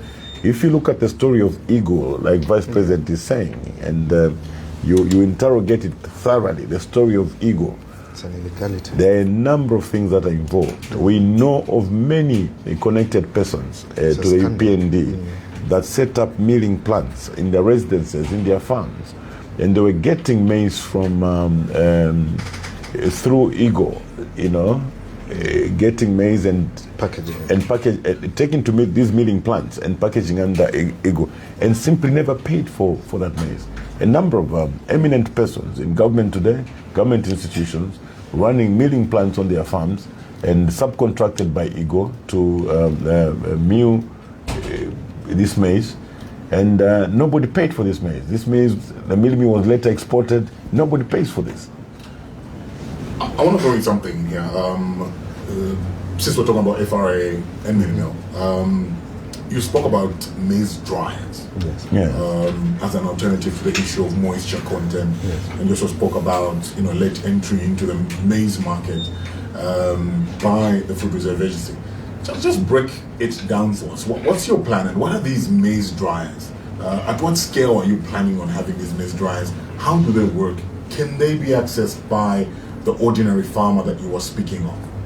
Yes, when you go to commercial farms, it's most of these farms actually are dryers. You know, a commercial farmer will not wait for the moisture content. What you'll have at a commercial farm, you'll have a combine harvesting. When it's harvesting, it's pushing through a shaler. It's in one chain, pushing through a shaler, or the same combine harvester is shelling. And from the sheller straight into the dryers. On the other side, they're bagging. Same day, I mean, I've seen this so many times over. So what we said was, inchitoya government kwafu abantu. So problem ngani moisture content, okay? We can invest in dryers in two ways. It's either FRA around their depots could simply have dryers, okay? Exactly. Honorable Makebi Zulu has brought his maize. Okay, you wait, you're in the queue, how many are there? These are 50 bags. Put them through the dryer, get them on the other side, weigh them, and it ends there. But also you can have on-farm facilities. We are going to introduce on-farm facilities. Remember, these are our farmers. These are our farmers, okay? We will go an extra mile to save our people. So we will have a facility. It's not for every farmer. It could take care of so many farmers. It's a dryer, okay? As they are harvesting, they process it through the dryer to the right moisture content. They're able to supply to FRA. So when the people were arguing, you know, we looked back and said, well, a lot of things have got to change, and I'm sure people will appreciate. But now that we've hit a snag, people keep on referring to dryers. People are now having to look at how commercial farmers have been going around this particular problem. This issue of moisture content doesn't exist on commercial farms because an average farm has a dryer, you know, that dries their maize the moment they're harvesting it. Yes. All right, well, we'll be opening up the phone lines very soon. Give us a call, 0974-870-877. If you have a question or a contribution. We have Honorable Brian Mundubile and Honorable Makebi Zulu, who are running on the National Reconciliation Party for Unity and Prosperity ticket as president and running mate respectively. Yes, this is under the Tonse Pamonzi Alliance. Also, if you're watching us on Facebook, feel free to leave a comment in the comment box and we'll read some of those comments as they come in. And now, before we open up the phone lines, are you satisfied with the printing of ballot papers in Dubai? Are you happy with that process? Well, I wouldn't immediately comment. We are yet to get a report from our people. We've got our people that are up there. We are aware that the printing started before people got there. Of course, we raised concerns on that. So a comprehensive report will come. We'll be able to speak to that once we've appreciated what is going on. Okay. And you also have a series of public engagements this week leading up to the mega rally here in Lusaka. Why is this important for people to come and attend and hear your messages? Well, we are making public commitments, as it were. We want to speak, especially for Lusaka, we want to speak to the civil servants. We want to speak to the farmers. We want to speak to the youths and be able to tell them what we want to do for them and some of the solutions that we have to certain challenges that are being faced. So we want to encourage people to come. Turn out in your numbers. We may not have the regalia our friends have, and obviously, Or the buses they have. Or the teddy bears. Of course, we don't have a number of these facilities, but what we have is a message for you, a message of hope. Come and listen, and for all those that may have other ideas that would point to political violence, and please stay away. We've had over 35 rallies so far, incident-free. Not at one point did we find ourselves, exchanging blows or people ducking pangas, as it were. It's not that, we've not been tempted. For instance, in Chinsadi, the UPND simply blocked the road as we were going to the rally. We stayed in our cars for 15 minutes. The police came and dispersed them. In Akonde, it was the same. They surrounded. So there's been several attempts. We've told our people to exercise maximum restraint. And so even for those that are coming to the rally in Lusaka, please be peaceful. We have said it time and again that there will be no cadreism in our government, no cadreism in markets, no cadreism in bus stations, and no cadreism in the civil service. Okay, so we want to reset the country. We want this country to work again. Yeah. And now, as far as the two of you are concerned, how does post-August 13th look like?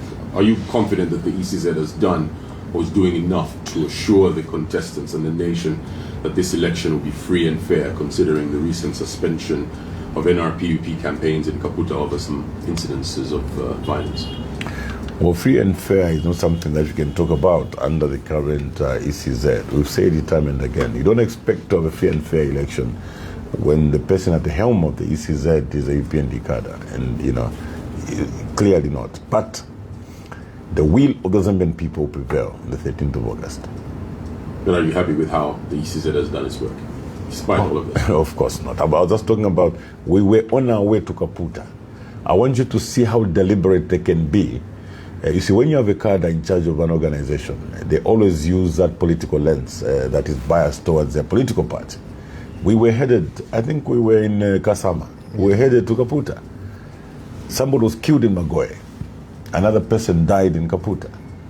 The ECZ didn't even wait for any recommendation from the District Dispute Resolution Committee as per procedure. There was no meeting, On their own, they decided to suspend campaigns in Kaputa. But in Magoe, campaigns continued. A non-political party where this particular person was killed. All the details are there. They said they're still investigating. The Chawama case, they're still investigating. Yeah, so we have simply decided to ignore some of these things. You see, when you interact with the grassroots, what Vice President and I have been through, we've actually seen the pain in people's eyes. People are suffering. So when you compare, when you weigh the two, I think we've been more focused on addressing what the Zambians are going through. Otherwise, we'll be on radio, Facebook every day complaining about the ECZ. What we have prioritized, its initial priority, is to address the challenges the Zambian people are facing. If you look closely at the pictures where we have been, these are old women you'll find in Chinsali, in Chama, in Mundazi, and they're saying, Tuluvuleni, they're literally crying and say, please save us. Tuluvuleni, Tuluvuleni. So when you listen to this old woman, Nakulumutinta Pamakasa, and then you hear that ECZ has made that announcement, you sit down to decide, what do you want to pay attention to? Yeah. Go and begin to write a complaint against ECZ, or simply look for solutions for this old woman who may not have a very long time to live. Yeah, so we have chosen a path of taking care of the challenges Zambian people are going through.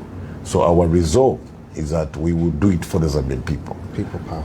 It's a people power, yeah. So that's why we haven't commented on a number of things that have gone by. We have focused on understanding so that when the two of us are seated, we realize it's not about us, it may not be about our cabinet, but that old woman in Chama. What about that old man in Mununga?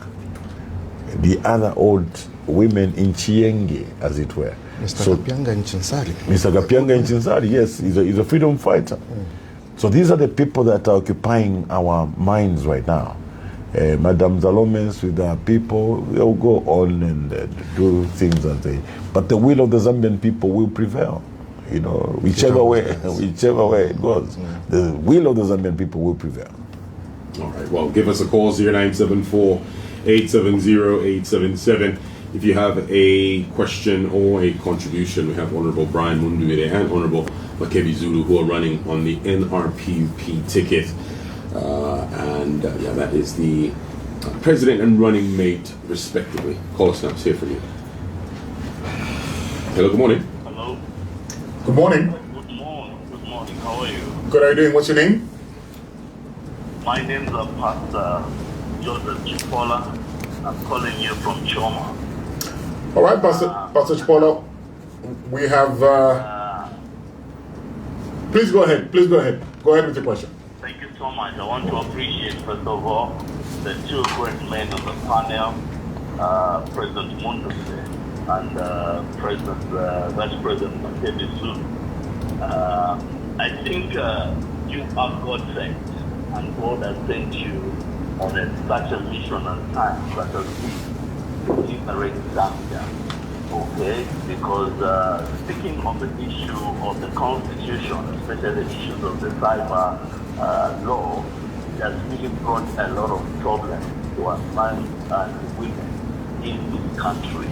And as a man of God, I want to pray to God that He will use you in such a time like this to come and liberate the people of Zambia. Because you can imagine, us as men of God, in our churches, our members are even failing to talk to us through direct call because they have to use the WhatsApp, they have to use different networks just for them to express themselves.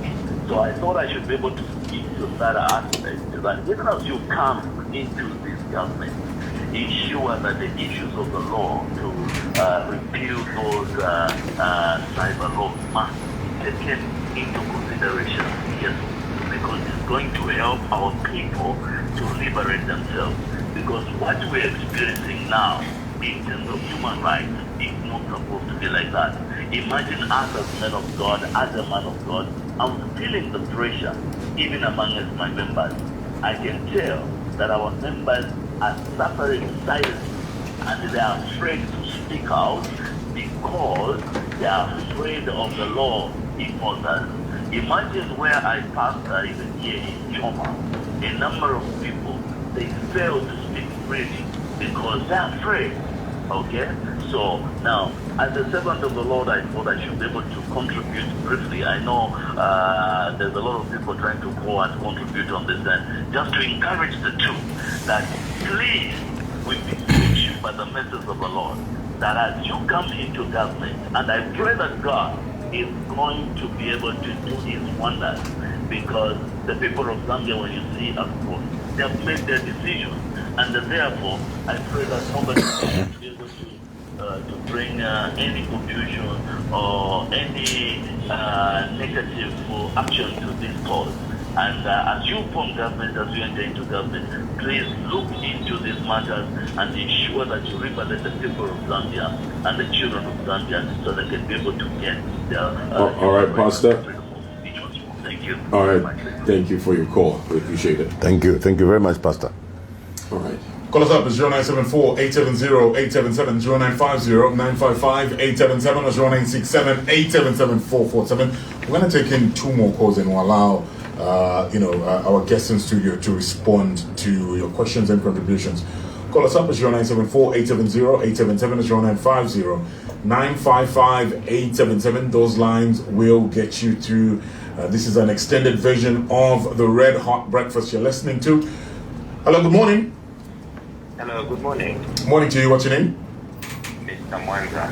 Good morning, Mr. Mwanza. How are you this morning? I'm well, thank you. Mr. President, Honorable Makebi, good morning. Good morning, sir. Okay. Morning, Mr. Mwanza. Profession. Yes. I'm very happy with what the President said yesterday when he said free education should come with free books. And that's why I'm contributing. And I even didn't want to mention my name, but I've mentioned because I'm in support of what the President and the Vice President is giving out. As teachers, we have had serious problems. I've been in the service for 15 years. I will tell you the truth. Now, from 2021 up to now, we have over 150 pupils in class. It's very difficult to even give a proper exercise in class because there is no infrastructure. We even regret because it was better those days. We had community schools who used to decongest government schools, but nowadays we have over 100. How do you give even homework? So the quality of education has gone down because this government has not put serious priority to education. They are just saying free education, but the people that we are taking to universities, for example, are going there without being begged. We used to teach these people properly, but now you have over 100 pupils. How do you even concentrate on them? So now there's a serious gap. Those that are intelligent are intelligent. Those that are down do not even have a privilege to teacher-pupil ratio. It's very difficult. So for me, I just want to encourage those two there to continue. The teachers, I know there are a lot of people that are listening who are teachers. They know what I'm talking about.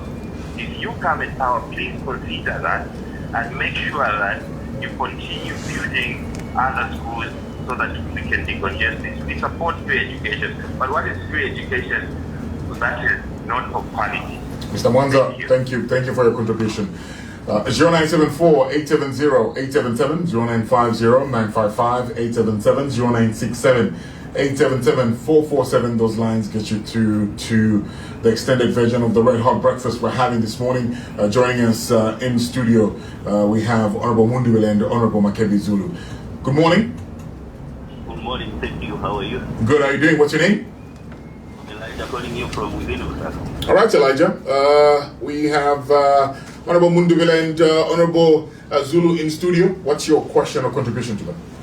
Good morning, Mr. President, and your running mate. Good morning. Morning. Thank you so much. I just want to thank you for having given yourself up for the Zambian people to use you to change the government on 13th August 2020.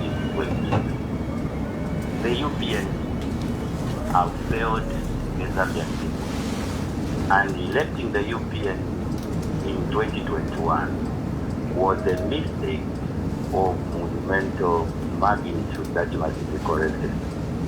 And we have always wanted people to come forward and be our torchbearers changing the government. I would also like to remind you that you keep reminding the Zambian people that the UPND changed the constitution this year.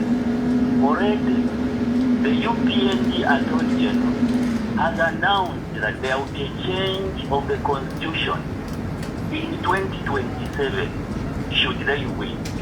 What do they want to change to the constitution, which they did not change this year? This means that they have plans that could be overreaching. They could even change or remove the presidential term limit and even overhaul the constitution to suit the political desires of the UPND. You should also remind the Zambian people that President Jaga Hindemith has presided over a very corrupt government. Looking at the Lusaka Noradiyoka, the concession itself, the crime scene, also the FYC reports that have been coming out, glaring figures in those reports. Then we have the first quantum minerals deal, where the people that had illegally transferred $2.5 billion to Panama illegally were arrested during PM. But that case was dropped during the UPND regime. The Zambian people are ready to change the government. The UPND is going. I don't even know why President Yaka is allowed. Elijah, I'll ask you to conclude. Yes. We'll ask you to conclude. President Yaka is being deceived. They are closing schools. When he visits a particular area, they are telling people to purport that he's popular. When actually on the ground, he's the most unpopular politician in Southern Africa right now. I thank you. All right, thank you, Elijah. All right, you can respond to those calls that we've received so far. Yes, thank you. Thank you. For Pastor Chipola, thank you very much. We are with you in prayer, and thank you for your prayers. Mr. Mwanza, yes, so this is a matter that we're taking very seriously. The issue of quality education is very, very important. You know that if we don't handle this very well in the formative stages, the situation may be recoverable, where if the foundation is compromised in the early stages, these pupils will not be able to progress far in terms of education, as it were. So we have decided that we will quickly look at measures that will reduce the teacher-pupil ratio to at least below 50. so that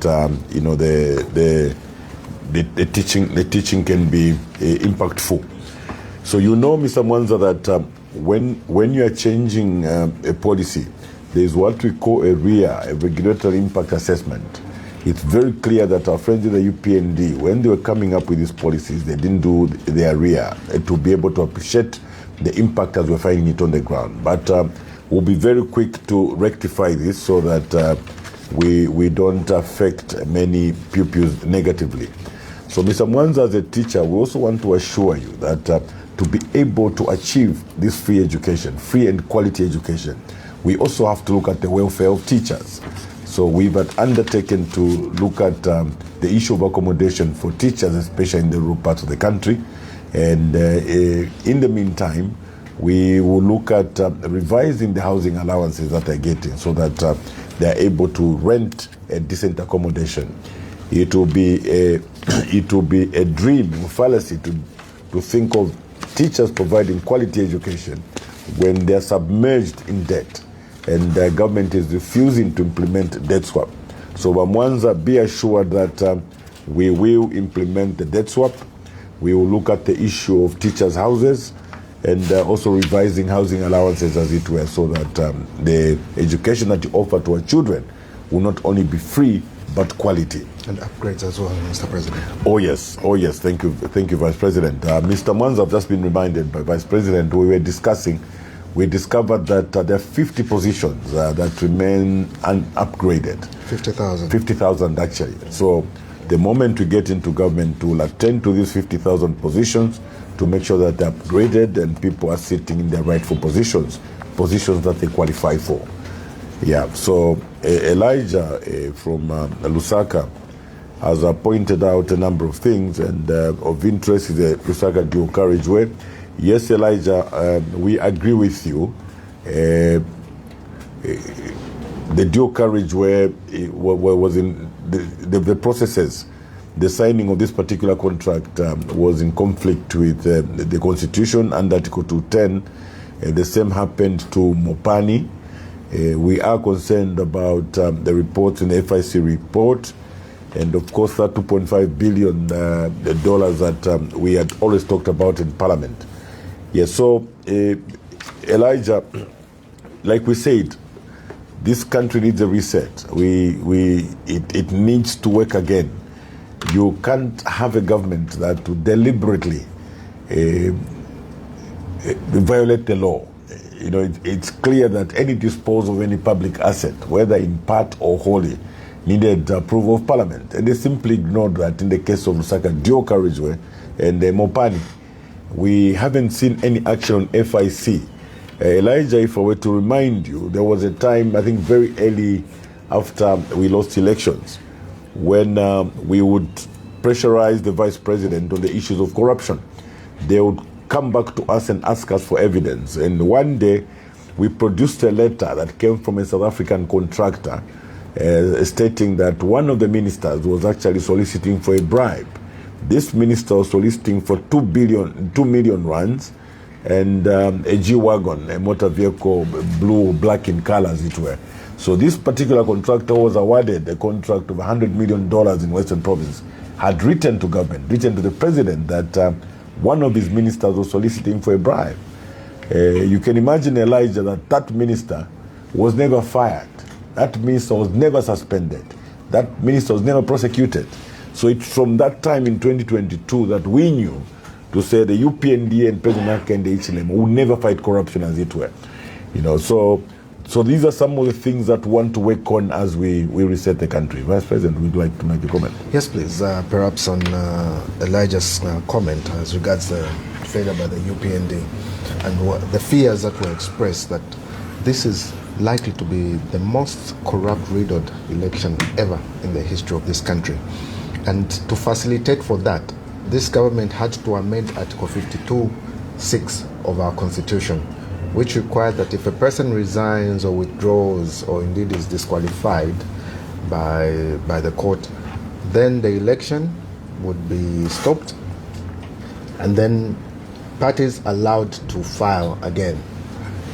All this buying of candidates that you've been seeing is because there was that amendment to that. So they prepared for it. Yes. So they were prepared for this, to know that they will be able to buy off candidates, not to contest, because if today a candidate from the opposition is bribed and they do withdraw, we are disadvantaged.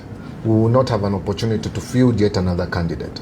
The essence of that clause in the Constitution is that no one should be disadvantaged, and to stop such corrupt activities, because government, or indeed a party in government, has access to money, whether illicit or not.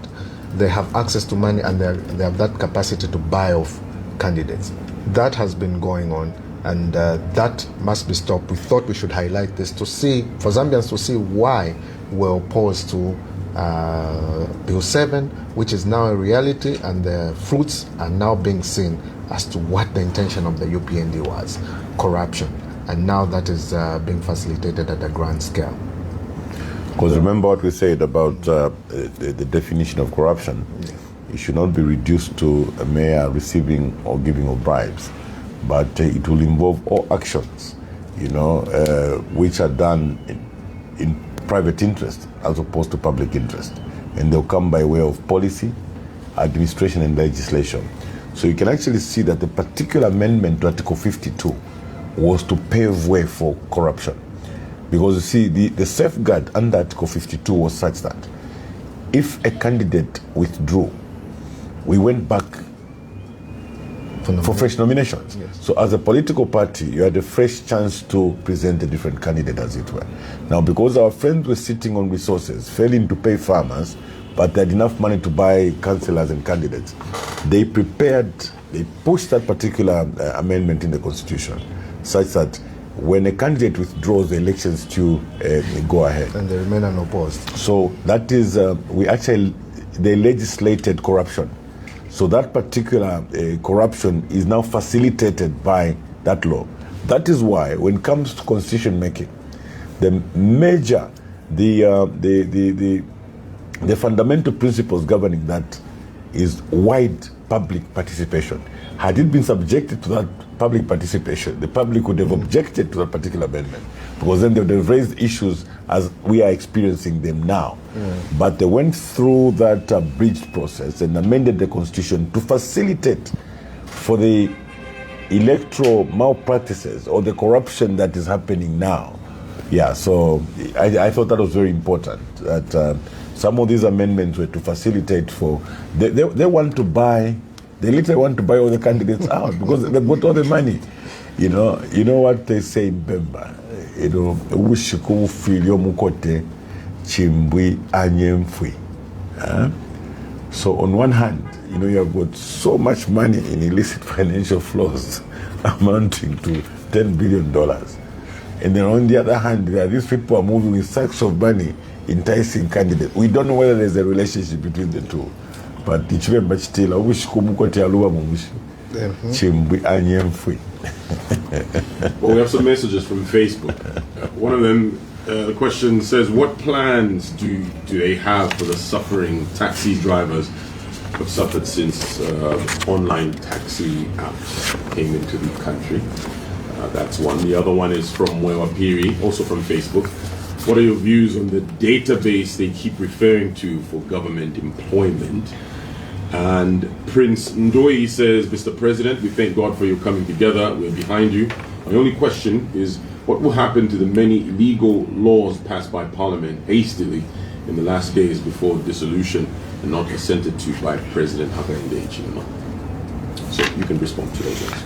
Yeah, so when we look at the drivers, we are looking at the truck drivers, we're looking at the bus drivers, we're looking at taxi drivers and Yango drivers together. We've had a number of presentations. We'll start with the truck drivers. Truck drivers go through a lot. An average truck driver carrying copper is carrying $500,000 worth of cargo, for instance, and that cargo is insured. But then you find that the driver behind the wheels, his life is actually not insured. Many of these drivers have lost their lives in these bad roads, and their families just lose out like that. So we want to make sure that we look at the welfare of these drivers and come up with regulations that will ensure that the lives of these drivers are also insured, so that they don't lose out completely. Then you remember their daily allowances. I think from what they used to get before 2021, It's $15. it's now $15 from 25. So we want to assure the truck drivers that the $25, if not more, will be reinstated, so that we can protect the conditions of service for these truck drivers. So to be able to deal with a number of these things, we are coming up with what we're calling sectoral minimum wages or sectoral minimum conditions. So as opposed to dealing with them one by one, including the taxi drivers, including the Yango drivers, so we'll look at it per sector.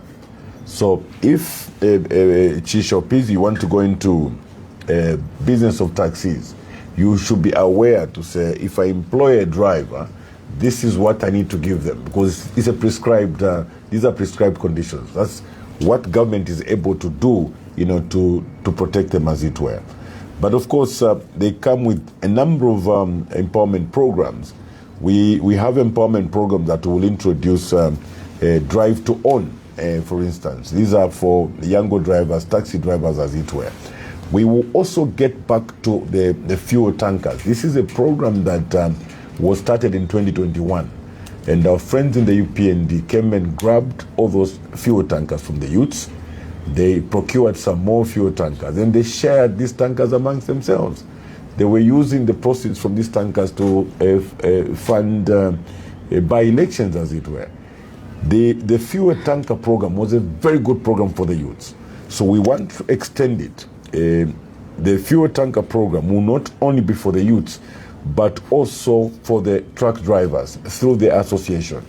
The idea is that we want Zambians to own assets through empowerment programs.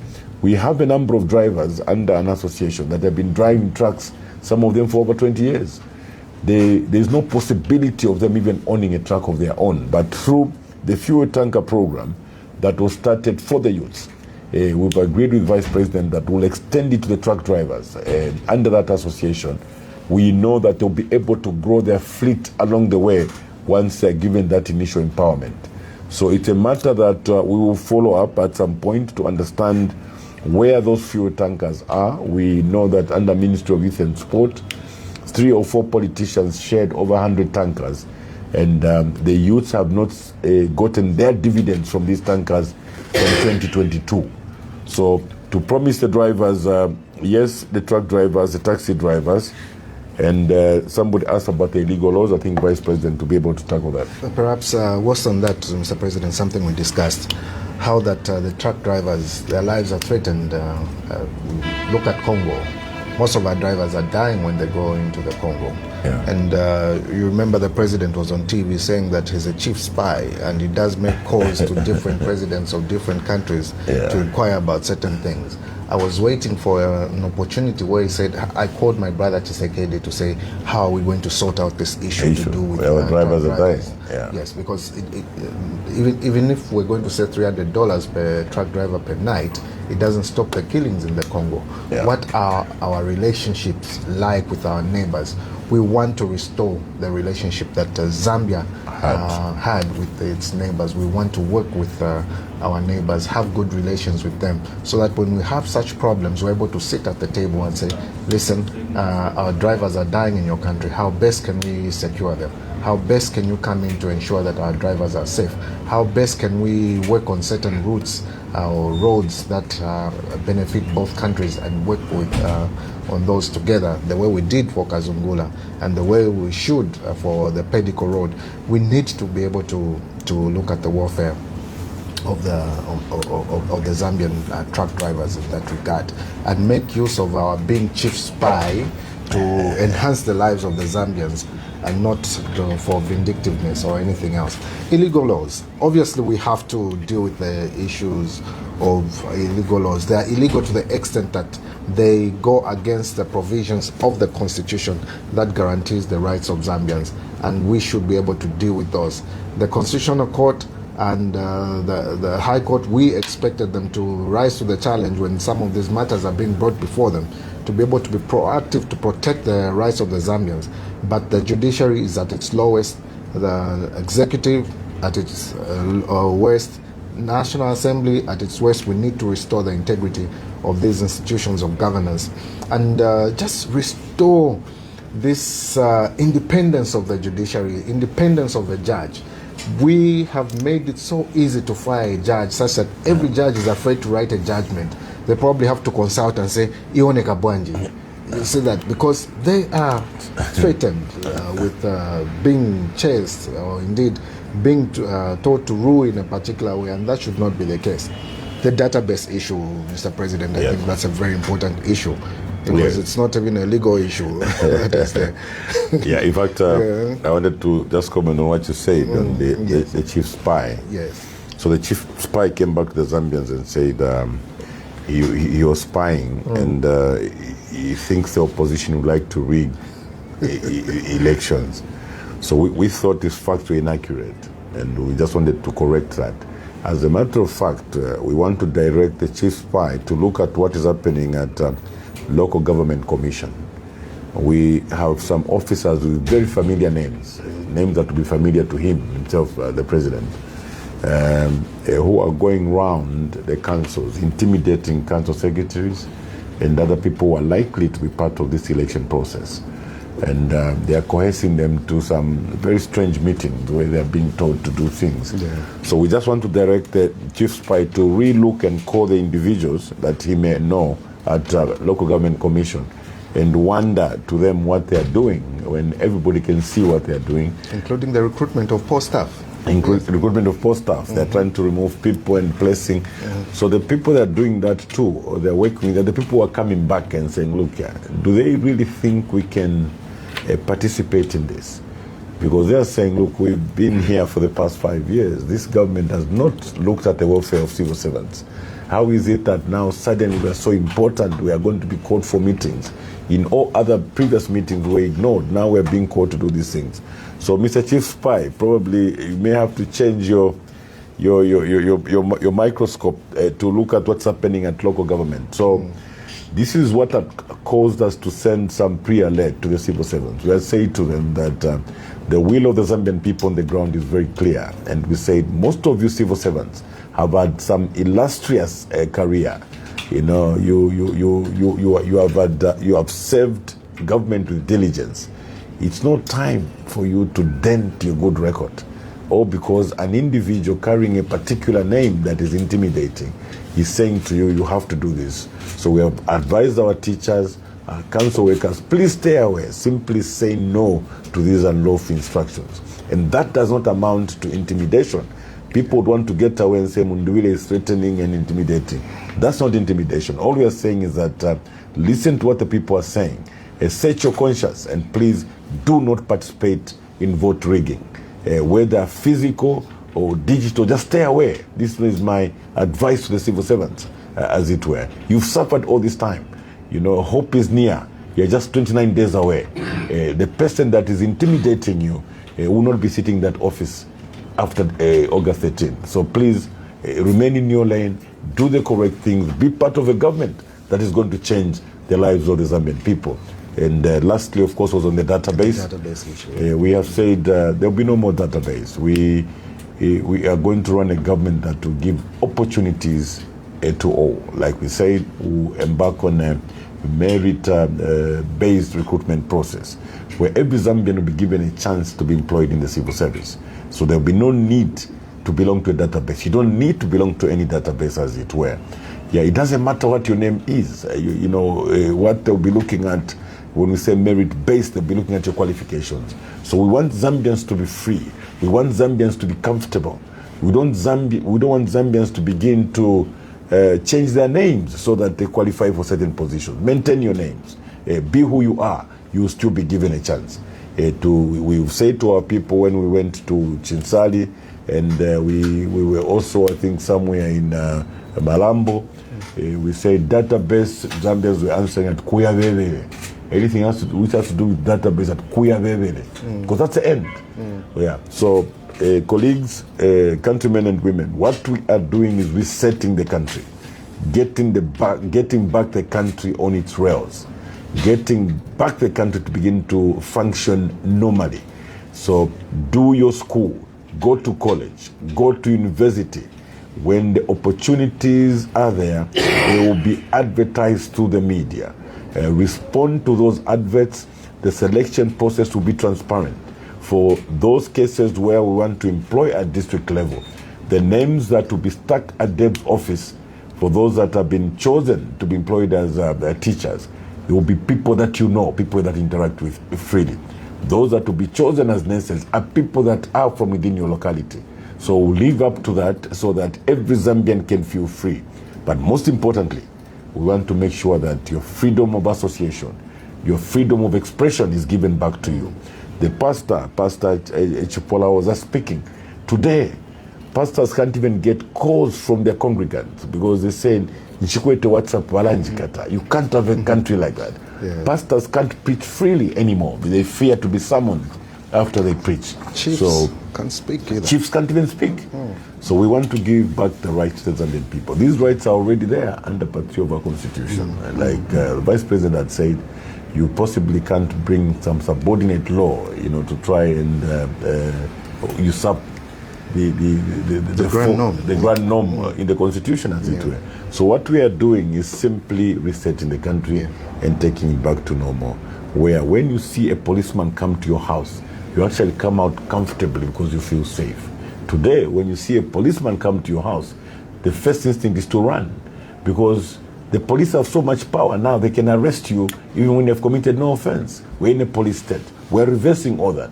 We want every Zambian to be free. Yes. Honorable Mundubile, Honorable Makebi Zulu, I'd like to thank you very much for coming through to the Red Hot Breakfast this morning.